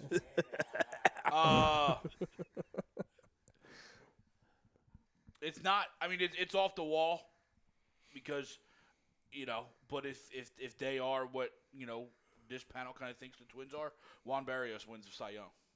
Ooh, I like that. one. I like that a lot. I like that a I lot get another too. fantasy Yeah. pitcher of mine, so I would like that a lot. And I had Blake Snell, so I'm just like that would be a dark horse to win the Cy Young. Yeah, I'd have to agree with that one. Wow. Jakey, for you? Yeah, I agree with Greg's. That one actually makes it wouldn't shock me, Right. but I would at the same time I'd love to see it. I mean, you can see. So you got Rocco winning Manager of the Year, Twins winning the Central, Barrios winning Cy Young. It's pretty strong. That's a good year. Great year for the Twinkies. And you, Hell and, yeah. and you eat Twinkies. Yeah. Chrome. We don't have Vince, before he goes, we don't have Vince McMahon, but we do have Bob Menery. Greg, that guy is a goddamn problem. True. Yeah, I gave Matt. I agree True. with Greg. Good old Bobby. He's still on his bender. Yeah. I don't know if it qualifies totally this season. I feel like it kind of goes into this season that would then relay in the next offseason. But I'm going to say that Albert Pujols is out for the year, and that the Angels, whether it's the end of the year or next year in the offseason, buy out his contract and he's done. this is the last year for Albert Pujols. Ooh, he Fucking walks out finally. with Suzuki. The two of them came in the league together. That would be kind of Should be, but I think this is it. This is the last year for Albert Pujols. But I was to piggyback off of that. Ichiro got to go out with the team that brought him in. If that happens, if the Cardinals do not re-sign him, Fuck for him. Nope. one day, Nope. you have. You don't. You don't. The last World Series you just won was because courtesy of him. But you too. don't, because when Albert Pujols signed with that team, before he ever even put a fucking hat on his head, he not only signed that ridiculous contract, but he signed a 10 or 15-year exclusive contract with the organization to do all, like, you know, Veterans Day, or what do they call them, Old Timers Days and all that shit. Right. So he actually can't do anything for the Cardinals. He locked up to be an icon for an organization he never put a fucking hat on. That's a spitting in the face of the Cardinals fucking fan base. So in my opinion, he can suck it. Wow. On that How do you note, feel about that? And I didn't mind him signing, but when we that's what pissed Cardinals fans off. Right. We're not stupid. We understand, like, that contract was insane. yeah, And I'm happy they didn't can't give him. turn that down. You never keep a guy like a Molina or anything like that when you do that. But when the organization that raised and bred you and that did everything for your own personal foundation, a city that you were a god in, you didn't pay for a fucking meal. right. Because you get paid this money, you're going to go and take an exclusive contract with an organization you have no history with. Yeah. So if they want to have a Cardinals 2011 or 6 celebration, guess what? You can't unless the Angels sign off on it. Yeah. That's bullshit. That's absolutely fucking ridiculous. And to me, that spits in the face of that organization. Tell them how you feel. Mic drop, bitch. Mic drop. Fire. Don't so, you diss my pool holes. I got his rookie So card for that the- needs about go for well. the rest of the guys, for Rob, for Crow, for Jake, for Big G, congratulations on the new car once Oh, again. yeah, thanks. Sixers is winning. Gonzaga's out. I know Purdue and Virginia's playing right now. Matt Black, Glassboro. Go home. But I'll throw this one at you real quick. go ahead. Aaron Sanchez returned this year, 17 wins. It's possible. Oh, It's possible. up in Toronto. Up in Toronto. It's possible. Sets career high in wins. He's 15 in 2016. I see a return, man. I'm going to be playing him a lot as a cheap value play in FanDuel. You went Sanchez over Strome. Yeah. Aaron Sanchez return. Interesting. I like it. Yes. I like it, Robbie. Yes. So we appreciate you guys rocking with us. I know Facebook Live isn't with us no more, but for YouTube, I think that's the only one we got left. Yeah. Yep. Listen, man, we got shows tomorrow. No, no more. No, not shows tomorrow? no. I thought we had an early show tomorrow. Are we going on Now, early? agree to disagree is subject to the Phillies game for tomorrow night. Yeah, that's what I was So saying. stay No, but I tuned. thought we It's had not a- looking likely because I think too No many of early us show? will be at the bank. Oh well, listen, no early show Monday. We come back. I think it's Sports Hounds on Monday, right? Correct? Sounds with some special guests. That guy. Listen, you know Jake got the weekly roundup. Rob, you know we want that boy on Wednesday, right? Yes, sir. AM in the PM. AM in the and the PM. fix at 6 p.m. Yeah. Fix at 6. You got both Birds of a Feather on Tuesday. Thursday you got Lazy Book, and Friday you got Philly Sports Guys. I will be making an appearance on Lazy Booking this upcoming Thursday. It is WrestleMania week. Don't forget Hockey Happy Hour Thursday Hockey night. Happy Hour Thursday night, right after. We're swimming in shows. Right. Swimming. And guess what? There's room for more. We appreciate it. Any businesses out there, you want to be part of the A2D family, get your businesses out there. We'll shout you out. You know, put you in contact with our people. Your people talk to our people. We make it happen. But everybody enjoy your Saturday night. Thank you. Namaste.